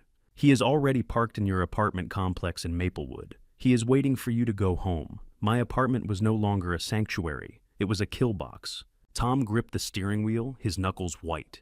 We cannot go back to Maplewood, Howard. Travis is already inside your building. We have to disappear, and we have to do it right now. I looked back at the hospital, where Emily was finally safe behind locked doors and medical holds, and then at the dark road ahead. The sound of the van's engine turning over was a mechanical growl of defiance. The screech of tires as Tom pulls the van out of the parking structure echoed like a scream in the midnight air. The tires of the surveillance van screamed against the wet pavement as we fled the hospital's sterile safety, leaving behind the only life my daughter knew for a midnight highway that felt like a road to nowhere. I sat in the back, my boots braced against the metal floorboards, holding Emily's hand as she drifted in and out of a medicated stupor. The smell of burning rubber and cold rain seeped through the door seals, mixing with the sharp clinical scent of the hospital tape still stuck to her arm. Tom Crawford was hunched over the wheel, his knuckles white in the dim green glow of the dashboard. He was driving with a controlled mechanical aggression that I recognized from our days on the bridge cruise, the kind of focus you need when the structure is failing and every second counts. I looked out the back window watching the city lights dissolve into the pitch-black shadows of the New Jersey state forests. Every pair of headlights that appeared behind us felt like a sniper's scope locking onto my spine. I knew Travis Coleman was out there moving with the same predatory intent Marcus had whispered over the burner phone. I discovered something then that made my stomach turn. Marcus hadn't just stolen Emily's money. He had been using my own identity and social security number to co-sign his offshore gambling debts. If he disappeared or died, the syndicate wouldn't just go after Emily. They would come for my meager pension, the only pittance I had left to support her. We tore through the night, the engine's roar, a constant vibrating reminder of our vulnerability. I kept checking Emily's pulse, my fingers finding the steady thrum in her wrist that Marcus had tried so hard to silence. "Keep her head level," Howard Tom barked over his shoulder. "If those pills haven't fully processed, we need her breathing clear. I'm not letting her go." "Tom," I rasped, my voice sounding like grinding stone. "Not for all the insurance money in the world." A single pair of headlights appeared in the rear view. My heart stopped. I watched them crawl closer, the glare reflecting off the van's polished interior. I gripped my heavy flashlight ready for the impact, but then the light slowed and turned off into a side road. The relief was a physical ache. Tom was on a secure line with Agent Sarah Morrison briefing the FBI on the heart incident threat. The federal net was supposed to be closing, but out here in the dark between the towering pines and the empty asphalt, we were the only law that mattered. Around 2 a.m, we reached a secluded cabin deep in the woods of northern New Jersey, a place where the air was so cold it bit into my lungs. Rick, a 55-year-old former tactical officer with silver-shot hair and a face that seemed perpetually carved from cold Atlantic salt, stood in the doorway of the cabin like a lighthouse guard waiting for a storm. He didn't waste time with greetings. "No phones, no lights, no exceptions." Rick stated, his voice a gravelly command as he chambered around in his shotgun. "If they found you at the hospital, they have a tail or a tracker." I carried Emily's weak, limp body inside the smell of pine needles and damp earth clinging to us. I tucked her into a small bedroom in the back, covering her with a heavy wool blanket that smelled of wood smoke. When I returned to the kitchen, the blackout protocol was already in effect. Rick had covered the windows with heavy canvas, and the only light came from a single flickering kerosene lamp on the table. We sat in the heavy silence of the woods, 3 men who had spent their lives inspecting failures, now waiting for the ultimate collapse. How can a man sleep in the same bed as a woman he's already filed under disposition? The question haunted me as I sat at the table, my eyes drawn to Emily's tote bag in the corner. I reached inside and pulled out Marcus's laptop. She must have grabbed it in her dazed state before we left the house. I used my engineering logic to bypass the simple security password, his own wedding anniversary, a final insult to the sanctity of the bond. I found a hidden partition, a digital vault, where he kept the blueprints of his greed. I unmasked a spreadsheet titled budget_planning.xlsx. The spreadsheet was a blueprint for a slaughterhouse, and my daughter was the next one in the chute. I stared at the names of 7 women, including Emily. There were columns for acquisition cost, insurance value, and a chilling final column labeled disposition. The entry for Emily was listed as work in progress with a payout date of February 15th. Look at the names above hers, Howard Tom whispered, leaning over my shoulder. 2 of them are marked completed. Those are the ones who didn't survive the accident. My hands shook as I scrolled further down, discovering a monthly consulting fee paid to a local police precinct. The Redmond ring hadn't just been lucky. They had bought protection from the very people supposed to investigate the accidents. The clicking of the keyboard was the only sound in the absolute silence of the cabin, a rhythmic tapping that felt like a death knell. We had the evidence now, the names, the bank accounts, the proof of the serial murders. It was a triumph of data over deception, but the victory felt hollow in the freezing air of the safe house. Suddenly, Tom's satellite phone chirped with a message from Agent Morrison. The high-pitched digital sound was like a gunshot in the quiet room. I watched Tom's face drain of all color as he read the screen. Warehouse raid failed. He read aloud, his voice hollow. Suspects fled at 1 a.m. They know about the cabin.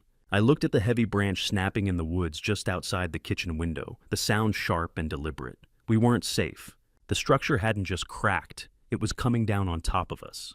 The blue light of Tom's satellite phone didn't just illuminate his pale face. It cast a sickly glow over the structural collapse of our only remaining sanctuary, proving that the predators hadn't just escaped the net, they were holding the strings. I sat at the small pine table, the wood rough against my palms, watching the transmission details scroll across the screen. Agent Morrison's message was a terminal fracture in our safety. They had hit the warehouse at 1 a.m., but it was a tomb of empty crates and discarded burner phones. Marcus and Travis Coleman were gone, and worse, they had cleared out with a precision that screamed advance warning. They didn't just run, Tom. I rasped, my voice sounding like gravel being crushed under a heavy load. They were escorted out by a warning call. We aren't being hunted by thugs. We're being hunted by the system. Tom nodded, his eyes fixed on the map. It was a breach of intel that made my skin crawl. Rick immediately shifted into a higher tier of blackout protocol. He didn't ask for permission. He simply grabbed a stack of heavy plywood from the porch and began hammering it over the already dark windows. Rick, get the boards up, I urged, feeling the phantom pressure of eyes from the tree line. If they know the coordinates, we're sitting ducks in a glass house. The hammer met the wood, a loud, violent crack of a nail being driven home. It sounded too much like a gunshot. Each blow vibrated through the floorboards, a rhythmic reminder that our perimeter was shrinking. I realized then that the GPS tracker Tom had slid across the diner table weeks ago wasn't the failsafe I thought it was. It was a dual signal device, a sophisticated piece of hardware that Travis, the syndicate's technical logistics expert, had remotely hijacked. He hadn't just been tracking Marcus, he had reversed the polarity using our own surveillance as a homing beacon to lead them straight to this cabin. It was a structural betrayal of the very technology I had relied on to save my daughter. Tom sat hunched over his laptop, monitoring police frequencies and fugitive alerts, but the air in the room felt heavy with the scent of fresh plywood and our own cold sweat. We watched the BOLO alerts for the red Tesla, but I knew better. Men this calculated would have switched vehicles at a prearranged cold site hours ago, vanishing into the gray geography of the Jersey Turnpike. By 8 a.m., the cabin was a dark, airless box. I checked on Emily in the back bedroom. She was awake but fragile, her eyes wide, and tracking the sounds of Rick's heavy boots in the hallway. I had to explain to her that the temporary peace of the cabin had been shattered by the failed raid. "They're coming for the laptop, aren't they?" She asked, her voice a dry, papery whisper that broke my heart. She clutched the heavy wool blanket to her chest, as if it could stop a bullet. "They're coming for their completed column, honey," I told her, my hand steadying her shoulders. "But they have to get through me first." I felt a surge of protective fury that felt as old as the mountains surrounding us. How do you defend a perimeter when the enemy is already inside, the thoughts you haven't even spoken yet? I left her with a glass of water and returned to the kitchen, where Tom was sifting through the encrypted noise of the web. The low, persistent hum of his hardware was the only sound in the suffocating silence. We were waiting for the next crack in the structure, the moment when the pressure would finally force a collapse.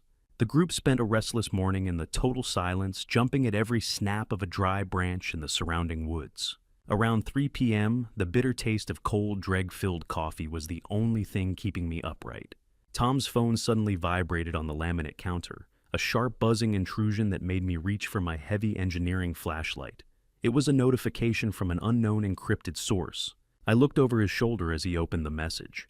There was no text at first, only a high-resolution grainy photograph. The tree line wasn't a forest anymore. It was a wall of dark, unblinking eyes waiting for the sun to drop. The photo showed me. It was a live shot of me, standing by the small kitchen window, taken from the tree line, only minutes before Rick had finished boarding it up. My chest tightened against my ribs, a rhythmic, heavy thumping that drowned out the hum of the laptop. "Tom, look at the timestamp," I whispered, pointing at the digital clock on the screen. "That's me, 5 minutes ago. They're in the woods. They aren't coming. They're already here." The realization of our total physical vulnerability was an absolute peak of suspense. I could feel the frigid, damp air seep through the gaps in the boards, smelling of winter ozone and impending violence. Then, a second notification pinged. It was the plan reveal, a text message that stripped away the last of Marcus's humanity. "Give us the laptop, and the girl, and the old man gets a clean heart attack instead of a messy one." It was a bargain made in hell, a final appraisal of my life against the data we held. The metaphor of the bridge was gone.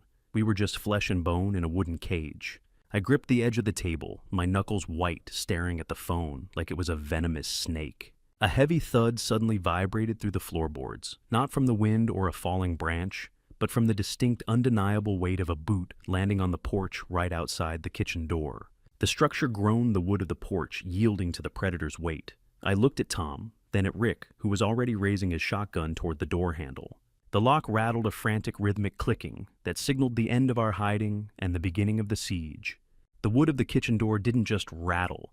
It groaned under the weight of a shoulder that knew exactly how to find the weakest point in a structure's defense. I stood in the center of the dark cabin, my fingers white-knuckled around the handle of an old aluminum baseball bat. The sound of the kitchen door handle rattling as someone tried the lock sent a vibration through the floorboards that I felt in the very marrow of my bones. Rick didn't hesitate. He gestured toward the narrow hallway with a sharp downward motion of his shotgun. "Bathroom?" Now he roared, his voice a low-frequency rumble that cut through the mounting panic. I grabbed Emily by the elbow, her skin cold and clammy beneath her sweater. She was still half lost in the sedative fog, her eyes tracking the shadows with a terrified, uncomprehending sluggishness. I led her into the windowless bathroom and hoisted her into the cast-iron bathtub, just as Rick had ordered. "Guard her with your life, Howard," he barked, moving back toward the kitchen. I realized then that my 40 years of studying structural integrity had narrowed down to this defending 1 square inch of timber between my daughter and a predator. Crack. The door frame didn't just break, it screamed. It was the sound of heavy timber braces, Rick's prior reinforcements, fighting against the brute force of a shoulder. I discovered a horrifying detail. Through the thin walls, Marcus wasn't the one at the door. I heard him arguing with someone outside, his voice sharp and high-pitched with desperation. It was Travis Coleman, 38, who burst through the fractured wood like a parasite entering a fresh host. His slick designer suit now stained with the mud of the forest he had used to track us. Travis was the one doing the heavy lifting, and I realized Marcus was merely the vessel used to pay off Travis's own syndicate debts. I knelt beside the tub. The cold porcelain texture of the bathtub bit into my knees. I wrapped my arm around Emily, pulling her head to my chest. "Don't listen, Emily," I whispered, my voice thick with a primal protectiveness. "Just listen to my voice. I'm right here. I'm not leaving you." Outside the bathroom door, the cabin had become a theater of violence. Glass shattered in the living room as a rock was hurled through the plywood, letting the freezing winter air rush into our small sanctuary. The blinding white light of the snow outside the shattered window reflected off the hallway walls, casting distorted, jumping shadows. Marcus began shouting from the woods, his voice amplified by the trees sounding hollow and monstrous. "Give me the laptop and the nurse, Howard," he screamed. "I'll make sure your heart gives out quickly." "It's over, old man. You're just a disposition on a ledger." The clinical hatred in his voice was a structural revelation. He didn't see a family. He saw an inventory. How much of a man is left when he has to hide behind a cast-iron tub to keep his child from becoming a statistic? I felt the ancient weight of the bat in my hands, a low-tech answer to a high-stakes betrayal. The sound of a heavy industrial sledgehammer struck the rear door with a rhythmic, bone-shaking thud. Rick fired a warning shot through the wood, the smell of gunpowder and winter ozone instantly filling the hallway. The blast was deafening in the confined space, leaving a high-pitched ringing in my ears. But there was return fire from the tree line, a sharp pop, pop, pop that forced Rick to dive for cover. I heard the back door finally give way, the timber splintering with a sound like a small explosion. Multiple sets of heavy boots entered the living room, their weight vibrating through the floorboards. The cabin was no longer a home. It was a sinking ship, and the ocean was made of hungry, desperate men. I locked the bathroom door, my breath coming in shallow, silent gasps. The air in the small room felt thick, claustrophobic, and charged with the metallic scent of adrenaline. I watched the door handle, waiting for the moment the structural failure would reach the final room in the house. Every creak of the floorboards felt like a countdown. Then above the chaos of the breaking wood and the shouting, I heard a new sound. It was a rhythmic, distant beat, a low-frequency thrum that grew louder with every second. It was the distinct pulse of a low-flying helicopter. The exit twist hit me with a surge of hope. The mole in the precinct wasn't as powerful as the FBI's backup units. Agent Morrison hadn't abandoned us, but the rescue was miles of air away, and the threat was only inches of wood. The bathroom door handle turned once, twice, and then a heavy boot slammed against the wood. The lock groaned, the screws stripping from the soft pine. I stood up, stepping in front of the tub, the bat raised over my shoulder. My vision narrowed until all I could see was the point where the door met the frame. I wasn't an old man anymore. I wasn't an inspector. I was the last remaining support of the Palmer name. A second kick sent a shower of white-painted splinters into the room. The door bowed inward, the wood screaming under the tension. I could smell the sweat and the expensive cloying cologne of the man on the other side. The floorboards under my feet felt solid, the foundation of my resolve finally set in stone.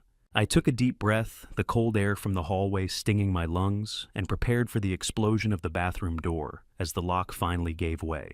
I knew what was coming, and for the first time since the gallery, I wasn't afraid of the collapse. I was ready to meet it. The bathroom door didn't just open. It exploded inward in a shower of white-painted splinters. But the roar that followed wasn't from Marcus Redmond. It was the thunder of justice arriving in a flash bang of blinding light. I threw myself over Emily, shielding her body with mine, as the blinding white-hot glare of a flashbang detonated in the living room, turning the world into a searing void of noise and light. The cabin roof seemed to vibrate with the arrival of the FBI tactical unit, their boots thundering across the porch like the hammer of God. Through the fractured bathroom door, I saw figures in tactical gear moving with the grace of high-tensile steel cables. Travis Coleman had been reaching for the bathtub, his face a snarl of desperation. But he was swept off his feet before his fingers could touch the porcelain. Flashbangs continued to echo the smell of burnt gunpowder and old wood filling the air. Marcus Redmond was pinned to the floor, his face pressed into the dusty floorboards. The concerned husband mask was gone, replaced by animalistic screaming about his rights and legal representation. In the corner, Daniel Redmond sat, huddled sobbing, with a mix of terror and profound relief that the nightmare had finally reached its structural limit. As the FBI agents prepared to transport the prisoners, an officer helped Daniel to his feet. The old man's legs trembled, barely able to support his weight. As he was guided past me toward the door, Daniel stopped. His watery eyes met mine, and for a moment, the hardened shell of the co-conspirator cracked completely. "Ah, Howard!" He whispered, his voice barely audible over the radio chatter. "I'm so sorry. He said he'd hurt my granddaughter Julia. She's only 8, my daughter's child from my first marriage. He said if I didn't help, they'd find her."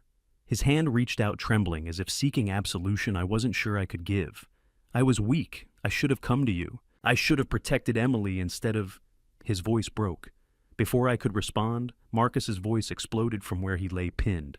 "Shut your mouth, old man. Don't you dare say another—" An agent pressed Marcus's face harder into the floor, cutting off the tirade. I looked back at Daniel and saw not a criminal mastermind, but a broken man who had been weaponized by his own son. The agent gently pulled Daniel toward the door. As he disappeared into the cold January air, I understood the Redmond family had 2 victims, not one villain and one accomplice. Marcus had destroyed them both. I discovered a final jagged truth. As the agents moved in, Travis Coleman had actually taken out a life insurance policy on Marcus as well, intending to kill his partner and frame my heart incident on him once the job was done. The betrayal was circular, a snake eating its own tail. "It is over, Marcus," I whispered, though my voice was drowned out by the metallic heavy weight of handcuffs clicking shut. "The structural integrity of your lie just hit 0. Silence. Then the sirens.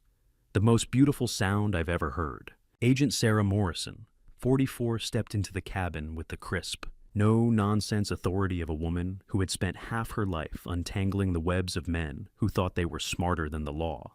She looked at me, then at Emily, and gave a single firm nod. "We've got them, Mr. Palmer. We've got all of them." Weeks later, the violence of that afternoon had faded into the dry, rough texture of the auditor's paper reports. I sat with Emily and a federal auditor in a quiet office, the walls lined with the cold weight of legal binders. We began the somber process of the financial autopsy. They discovered that while the FBI recovered some assets from Marcus's luxury rentals, the total theft from Emily stood at $47,000. $15,000 was already laundered through offshore gambling sites, vanishing into the digital ether. Emily leaned forward, her eyes scanning the columns of numbers. Travis didn't just steal the cash. He had used her social security number to open 15 different credit lines. He had been murdering her financial future before her car ever reached the hill.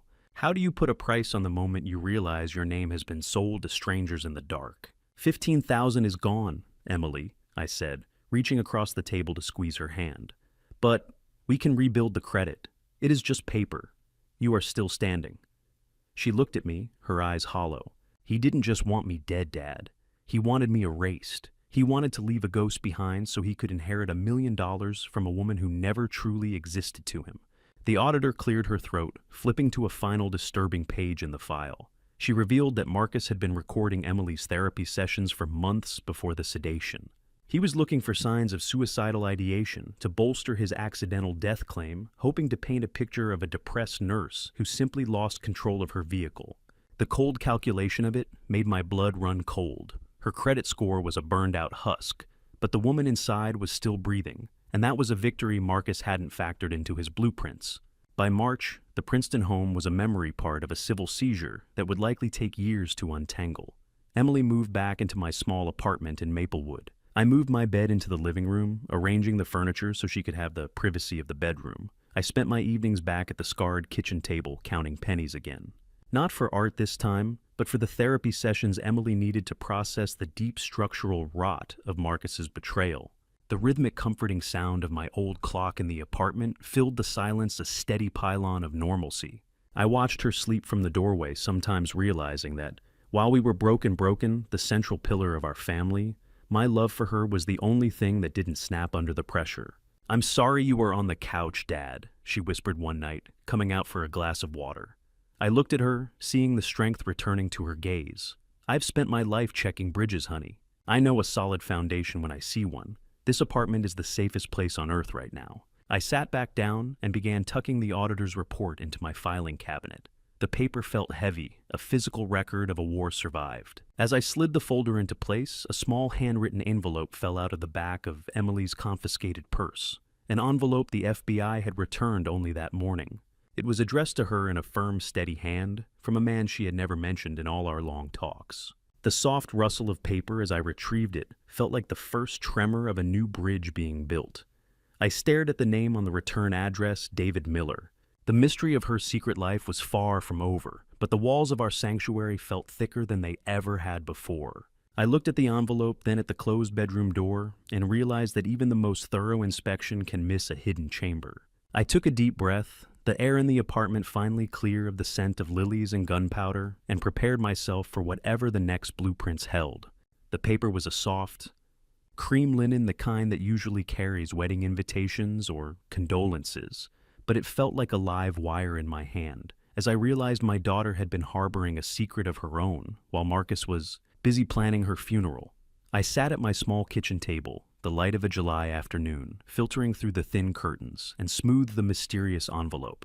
I had spent months thinking I was the only pylon holding up the bridge of Emily's life, only to find this evidence of a hidden chamber. When I finally confronted her, I expected to find another predator lurking in the shadows. Instead, Emily's face softened, a genuine sad clarity washing over her features. She told me the name David Miller. He wasn't a lover or a creditor. David Miller, 34, sat on the park bench when we met him a few days later, with the rigid, upright posture of an architect who spent his life ensuring foundations didn't shift. His eyes carrying a weary fire I recognized as my own. He was the brother of Sarah Miller, Marcus's second wife, who had died in that suspicious 2019 rollover. David had been a ghost in Marcus's periphery for years, tracking the patterns of the man who had destroyed his family. He had reached out to Emily months ago, but Marcus's gaslighting had been a structural barrier too thick to penetrate at the time. Now David was no longer a voice in an envelope. He was a brother in arms. "I'm not here for money, Mr. Palmer." David said, his voice as steady as a plumb line. "I'm here because my sister's stress tolerance for pain was reached 3 years ago, and I won't let her memory be a footnote in Marcus's bank account." I looked at him and felt a weight lift that I hadn't even realized I was carrying. "You have the evidence he thought he destroyed, don't you?" I asked. David nodded, opening a leather portfolio. I discovered then that David Miller is a forensic architect. He didn't just have suspicions, he had the professional credentials to testify about the structural impossibility of the 2019 car crash being an accident. He had mapped the kinetic energy and the angle of the impact, proving the vehicle had been tampered with before it ever left the driveway. Have you ever found a hand reaching out from the dark and realized it wasn't a ghost, but a brother in arms? The alliance was forged there in the quiet shade of Maplewood Park, under the watchful eyes of the trees. We spent the next several months in a grueling marathon of trial preparation. The apartment became a war room, cluttered with depositions, bank statements, and blueprints of failed machinery. Emily attended intensive trauma therapy twice a week, her spirit slowly rebuilding its own internal supports, while I meticulously organized the physical evidence into a trial-ready format. We worked closely with prosecutor Michael Preston, ensuring that every structural failure in Marcus's story was backed by irrefutable concrete data. "We don't just want him in prison," Michael, I told the prosecutor during one of our late-night sessions. "We want the world to see the blueprint of how he breaks families. We want the autopsy of a monster."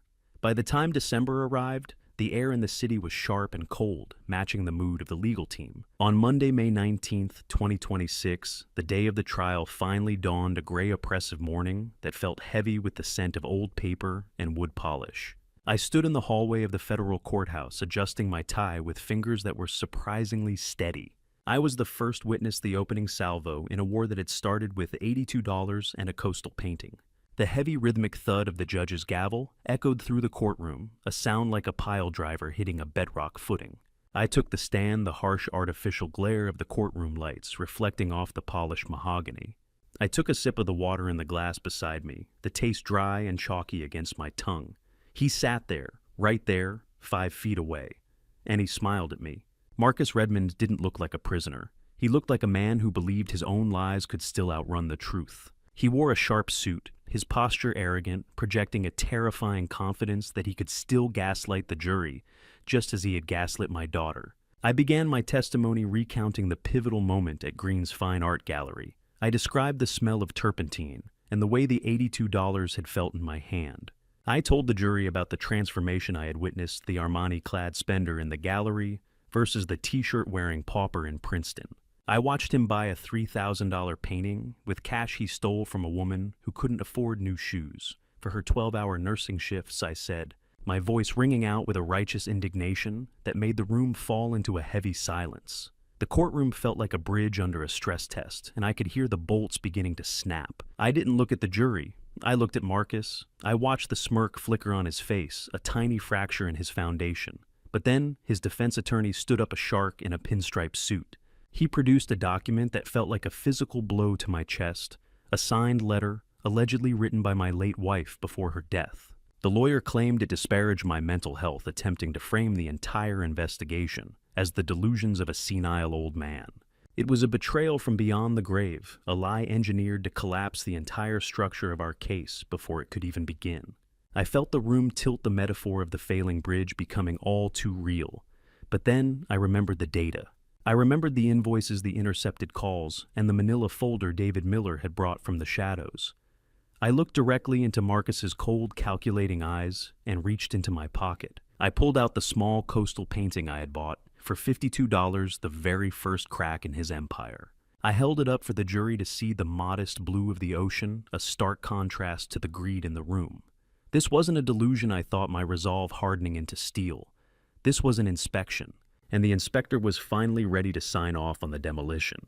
The defense attorney didn't just walk toward the witness stand. He circled it like a shark sensing a leak in the hull. But I knew my daughter wasn't the prey anymore. She was the iceberg that would finally sink him.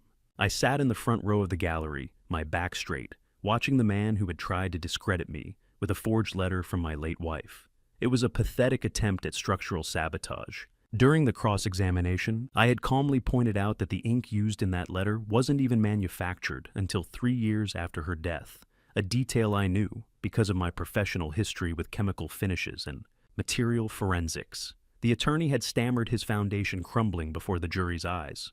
Now it was Emily's turn to provide the load-bearing testimony.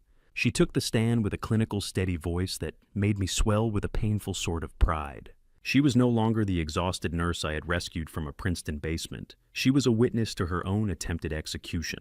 Emily described the vitamins Marcus had forced upon her with a terrifying clarity. She spoke about the cold realization that her entire marriage had been a long-term project aimed at her disposition. She didn't just offer emotional pleas, she produced her oncology nursing logs, cross-referencing her periods of extreme exhaustion with the exact timestamps Marcus was using her identity to transfer funds into his gambling shell accounts. I spent my life fighting for children's survival, while the man I loved was calculating the insurance value of my death, she said, her voice echoing in the dry, stale air of the courtroom. Your Honor, he didn't just sedate me, he tried to erase me. I watched Marcus at the defense table. His smirk didn't waver at first, but I could see the twitch in his jaw, the subtle vibration of a structure reaching its yield point. He didn't blink. Not once. Even as the foreman read the word guilty for the 7th time during the later victim testimony, his eyes remained fixed on her with a predatory stillness that made my blood run cold. The prosecution didn't stop with Emily. Over the next week, they called the families of the other 6 victims. David Miller took the stand, his posture rigid and his testimony absolute. As a forensic architect, he provided the engineering proof that his sister's car's brake lines had been cut, with the same surgical precision described in the Plan E emails we had reconstructed. He showed diagrams of the kinetic failure, proving the collapse was intentional. The courtroom air turned frigid as the cumulative weight of Marcus's history was laid bare. How many lives do you have to steal before you forget the sound of your own real name? I wondered watching Marcus. The jury sat in a silence so heavy it felt physical, absorbing the litany of losses that had funded a red Tesla and an Armani lifestyle. By the time the families finished speaking, the defense was nothing more than a pile of splinters. Marcus's confidence was finally beginning to look like what it actually was, a hollow shell. After 36 hours of deliberation, the jury returned. The high-pitched ringing in my ears was so loud, it drowned out the hum of the air conditioning. I gripped Emily's hand, her fingers cold but steady. The foreman stood up and read the verdict. Guilty on all counts: first-degree murder, attempted murder, and grand larceny. The gavel fell like a demolition ball, finally leveling the house of cards Marcus had built. The judge didn't hold back, her voice ringing with a fierce moral authority. Marcus Redmond, you are a predator who used the sanctity of marriage as a killing field. You will never see the light of day again. She sentenced him to life without parole. When it came time for Daniel Redmond's sentencing, the atmosphere in the courtroom shifted. Daniel had sat through the entire trial in near complete silence, his hands folded, his eyes fixed on the floor. He never looked at Marcus. He never looked at Emily or me. When the judge asked if he had anything to say before sentencing, his public defender stood and whispered urgently in his ear, likely advising silence. But Daniel slowly shook his head. He rose to his feet, his movement stiff and aged beyond his 62 years, and faced the judge directly. Your Honor. He began, his voice a thin, papery rasp that barely carried past the first row. I plead guilty to all charges. I don't ask for mercy. I don't deserve it. He paused, swallowing hard. 5 years ago, my son discovered I had gambling debts, $200,000, to people who don't forgive debt. Marcus told me he had a way to solve it, but I needed to help him. When I refused, he showed me photos of my granddaughter, Julia, 8 years old, my daughter's child from my first marriage, who lives 2 states away. He said if I didn't cooperate, he would make sure his business partners knew where to find her. Daniel's voice cracked, and he gripped the edge of the defendant's table to steady himself. I was a coward. I watched my son destroy 7 families, including Emily Palmer's, and I said nothing. I played the dying man. I provided pills to sedate her. I stood by while he planned her death. He turned slightly, finally meeting my eyes across the courtroom. Mr. Palmer, I should have come to you the day I realized what Marcus was planning. Instead, I chose my granddaughter's safety over your daughter's life. That makes me guilty of everything the prosecution has charged. I will carry that shame to my grave. The courtroom was silent. Even Marcus, seated at the defense table, had stopped his usual smirking. The judge studied Daniel for a long moment before speaking. "Mr. Redmond, your coercion does not absolve you. You enabled a monster. You facilitated the harm of innocent women. However, the court acknowledges the duress you faced. You are sentenced to 40 years. You will serve your time." As the bailiffs led him away in shackles, Daniel looked back at me one final time, not with defiance, but with the hollow eyes of a man who had already served a life sentence in his own conscience. The judge turned her attention to the remaining defendants. "Travis Coleman, you coordinated the logistics of 7 attempted murders, provided detailed instructions for vehicular sabotage, and orchestrated cleanup operations to obstruct justice. Your technical expertise was the engine of this conspiracy. You are sentenced to 15 years in federal prison." Travis's face remained blank, showing no remorse even as the bailiffs moved toward him. "Lydia Vance?" The judge continued, her voice hardening. "As a senior insurance adjuster, you violated your professional oath and the public trust. You fast-tracked fraudulent policies, bypassed mandatory medical evaluations, and facilitated a scheme that treated human lives as line items on a balance sheet. You are sentenced to 18 years for wire fraud, conspiracy to commit murder, and obstruction of justice." Lydia's composure finally cracked. She wept as the bailiffs approached, but the courtroom remained silent, unmoved by tears that came far too late for the families she had helped destroy. Marcus, watching from his seat, finally lost his composure. The metallic clink of Marcus's shackles, as he was forced to stand, was a symphony of justice. As Marcus was being led out by the bailiffs, the final structural collapse occurred. He twisted in his restraints, his face contorting into a mask of pure animalistic rage. He didn't look at Emily or me. He screamed at his own father. "It was your idea!" Marcus shrieked, his voice cracking. "You picked her. You said the lonely father had the best insurance benefits." Daniel didn't look up, but the betrayal was a jagged, ugly thing that hung in the air long after they were gone. The exit twist was a bitter reminder that the rot in the Redmond family went all the way to the bedrock. I stood up, my knees creaking, and led Emily toward the exit. The smell of damp wool coats and lingering anxiety followed us out into the hallway. But for the first time in over a year, I felt the tension in my own shoulders begin to ease. The bridge was finally clear of the wreckage. I walked Emily out of the courthouse into the freezing January air, feeling the first real breath of peace since this nightmare began. The sky was a pale winter blue, mirroring the color of the coastal painting that had started it all. We were heading toward the parking lot when a prison courier in a gray uniform tapped me on the shoulder. He didn't say a word, just handed me a thick yellow envelope. I felt the rough manila texture in my hand, the weight of it unexpected and heavy. I looked at the return address and felt my heart skip a beat. It was from Travis Coleman, sent from the county processing center. The sound of the courier's footsteps retreating was the only noise in the quiet afternoon as I stared at the envelope. I knew the war should have been over, but the thickness of the paper suggested there was a final blueprint I hadn't seen. I looked at Emily, who was watching me with a mixture of confusion and renewed fear, and I realized that the inspector's job is never truly finished until the last bolt is accounted for. I gripped the thick manila envelope as the prison courier's shadow vanished into the gray January mist, its weight far heavier than mere paper. Like a loose bolt finally falling out of a machine we thought we'd already turned off. I stood frozen on the courthouse steps, the rough fiber-rich texture of the manila envelope scratching against my palm.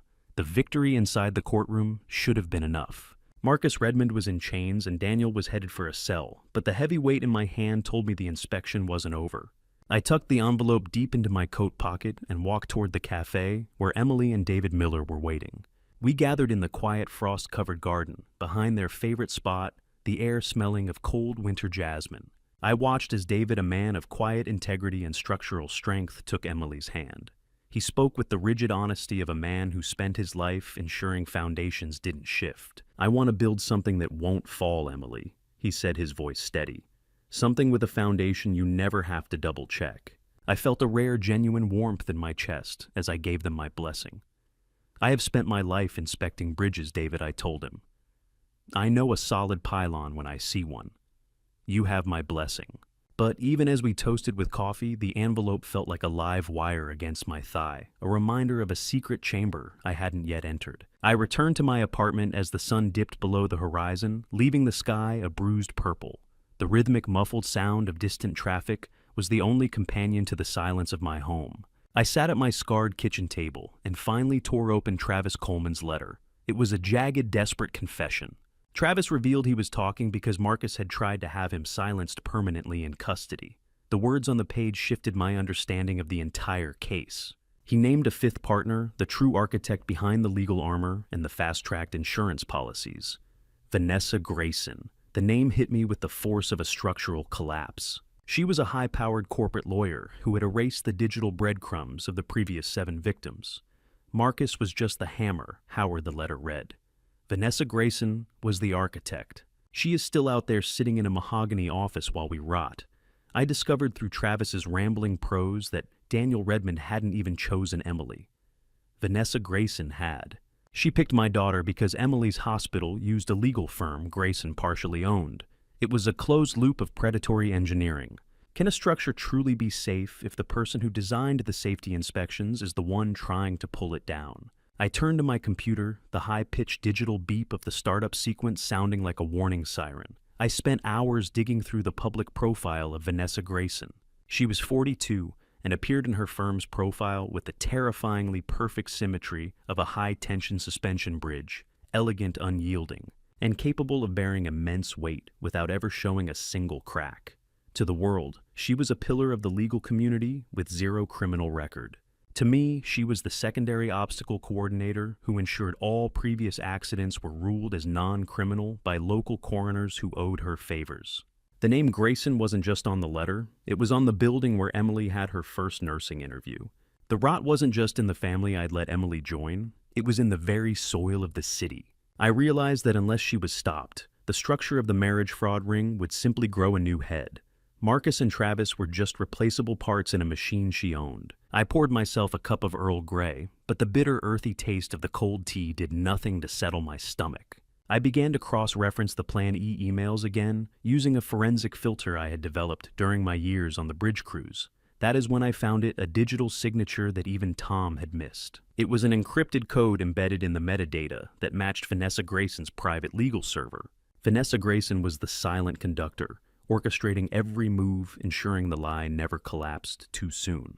She wasn't just a lawyer. She was the ghost in the machine, the one who dictated the disposition of human beings as if they were nothing more than depreciating assets. I felt a surge of analytical fury. I had spent 40 years looking for the points where steel fails, and now I had found the ultimate stress point in the conspiracy. The blueprints were finally complete, and for the first time, I could see the entire scope of the demolition I had to oversee. I was no longer an old man protecting his daughter. I was the inspector signing off on the removal of a condemned structure. I reached for my phone to call Agent Morrison, intending to hand over the Grayson link and the prison letter. My fingers hovered over the screen, the blue light washing over my tired face. I had the data, the motive, and the digital signature. The bridge of their lies was ready to be pulled down. But before I could dial, the screen lit up with an incoming call from a restricted number. I answered the silence on the other end, heavy and expectant. A voice I didn't recognize, cool, feminine, and utterly devoid of empathy, spoke with a chilling familiarity. "It's a lovely evening for tea, isn't it, Mr. Palmer?" she asked. "Though I imagine the Earl Grey has gone a bit cold. You are sitting at the kitchen table, third chair from the left, aren't you?" My breath hitched in my throat as the realization hit me.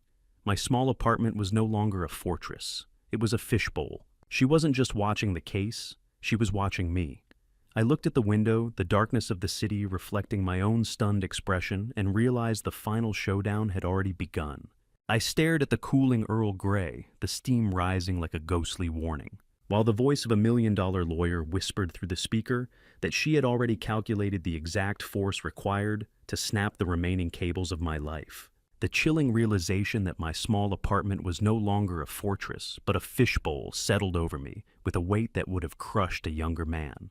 But I was not a younger man. I was an inspector who had seen hundreds of structures fail, and I knew that the person watching me was just as vulnerable to the laws of physics as the bridge she was trying to burn. Vanessa Grayson's voice was cool, a precision instrument of intimidation. She offered me a retirement bonus, a sum that would have made my pension look like pocket change in exchange for the encrypted audio key I had extracted from Marcus's server. "You are an old man playing with high-tension wires. Howard," she purred, the sound carrying a lethal edge. "One slip and you are the one with the heart incident." I didn't let my hand shake as I reached for the cup. I have spent 40 years inspecting failures. Vanessa, I replied, my voice as flat as a level plane. I know exactly how much pressure a lie can take before it collapses. You see, when a lawyer thinks they are the architect, they forget that some of us spend our lives actually holding the measuring tape. I kept her talking, baiting her with technical questions about the audio key while I initiated a remote uplink to Agent Morrison's secure server. Vanessa's arrogance was her primary structural flaw. She implicitly admitted to managing the disposals of the previous 7 victims, her hubris blinding her to the fact that I never actually had the physical audio key in my apartment. I had presented the digital file to the FBI hours earlier, and this call was merely a honeypot designed to record her attempt at bribery and her admission of coordination. I watched the progress bar on my laptop screen crawl toward 100% each second, a victory of engineering over greed. By the time she realized I was stalling, the uplink was complete. I hung up without a goodbye, the bitter, earthy taste of the cold tea finally matching the mood of the room. The trap was set, and the architect had just walked right into the center of the demolition zone. 10 days later, I watched from a parked car across the street as the FBI executed a coordinated arrest at Grayson & Associates. The high-stakes board meeting was in full swing when Agent Sarah Morrison led her team through the glass doors of the corporate headquarters. I saw Vanessa through the panoramic windows of the top floor, the high-tension symmetry of her life shattered in an instant. The encrypted audio I provided containing her direct instructions to Marcus regarding Emily's disposition was the final girder that held up the grand jury's indictment. The handcuffs clicked. A small sound. A final sound. It was a rhythmic punctuation to a career built on the wreckage of others. As she was led away, her elegant composure was replaced by the frantic, searching look of someone who had just realized the ground beneath her was hollow. Build the case strong. Sarah, I told the agent later that afternoon, I do not want any cracks in her sentencing. I want the world to see the blueprint of how she tried to dismantle my family. On October 18, 2026, I stood in a small garden ceremony watching Emily marry David Miller. 20 guests witnessed the simple, honest exchange of vows, a stark contrast to the theatrical fraud of her first marriage. I cried openly as they sealed their promise with a kiss, finally believing that the bridge of her life had been rebuilt on solid bedrock. With the ring decapitated, the silence that followed wasn't empty. It was peaceful. Over the following months, Emily and David bought a modest house in Maplewood and invited me to live with them. We renovated the garage into a small studio apartment. For me, a sturdy place with a foundation that went all the way to the bedrock. I spend my days now in the workshop, the scent of fresh cedar sawdust, replacing the lingering smell of hospital antiseptic and lies. I tinker with vintage radios, the rhythmic comforting scrape of a metal file against steel, providing the soundtrack to my retirement. I also volunteer at a legal aid clinic, using my technical eye to help elderly abuse victims recognize the microscopic fractures in their own lives before catastrophic failure occurs. One quiet afternoon in my workshop, Emily and David came by with news that changed the very chemistry of my heart. I walked to the corner of the workshop where I keep my late wife's photo. I whispered to her that our daughter was finally safe, that the bridge we had built together had held firm against the storm. The workshop was quiet, the smell of sawdust and old oil replacing the ghosts of the past. I discovered one final detail during the move, a secondary secret trust my wife had set up for Emily years ago. Marcus had never found it. Even with the financial loss he had caused, Emily's long-term future had always been structurally sound. My wife had been an inspector in her own right, ensuring the load-bearing pillars of our daughter's life were reinforced from the start. I felt a profound sense of closure. The last bolt of the project finally tightened. I picked up a weathered piece of steel and began to polish it, watching my reflection in the metal, no longer a victim of time or greed, but a builder who had finally fixed the most important bridge of all. The warm golden light of the late afternoon sun filled the room, and I picked up my tools to start a new project. The foundation was solid. That is all a father can ever ask for. As I sit here in my small workshop, the smell of cedar sawdust finally replacing the scent of betrayal, I realize the cost of my early silence. I nearly let my daughter become a statistic because I assumed the foundation of her marriage was sound. Don't be like me. Don't wait for the bridge to creak before you check the bolts. This family revenge story is a testament to the fact that vigilance is the highest form of love. I believe God placed me in that gallery that day to be the pylon that held firm when the world tried to pull my daughter down.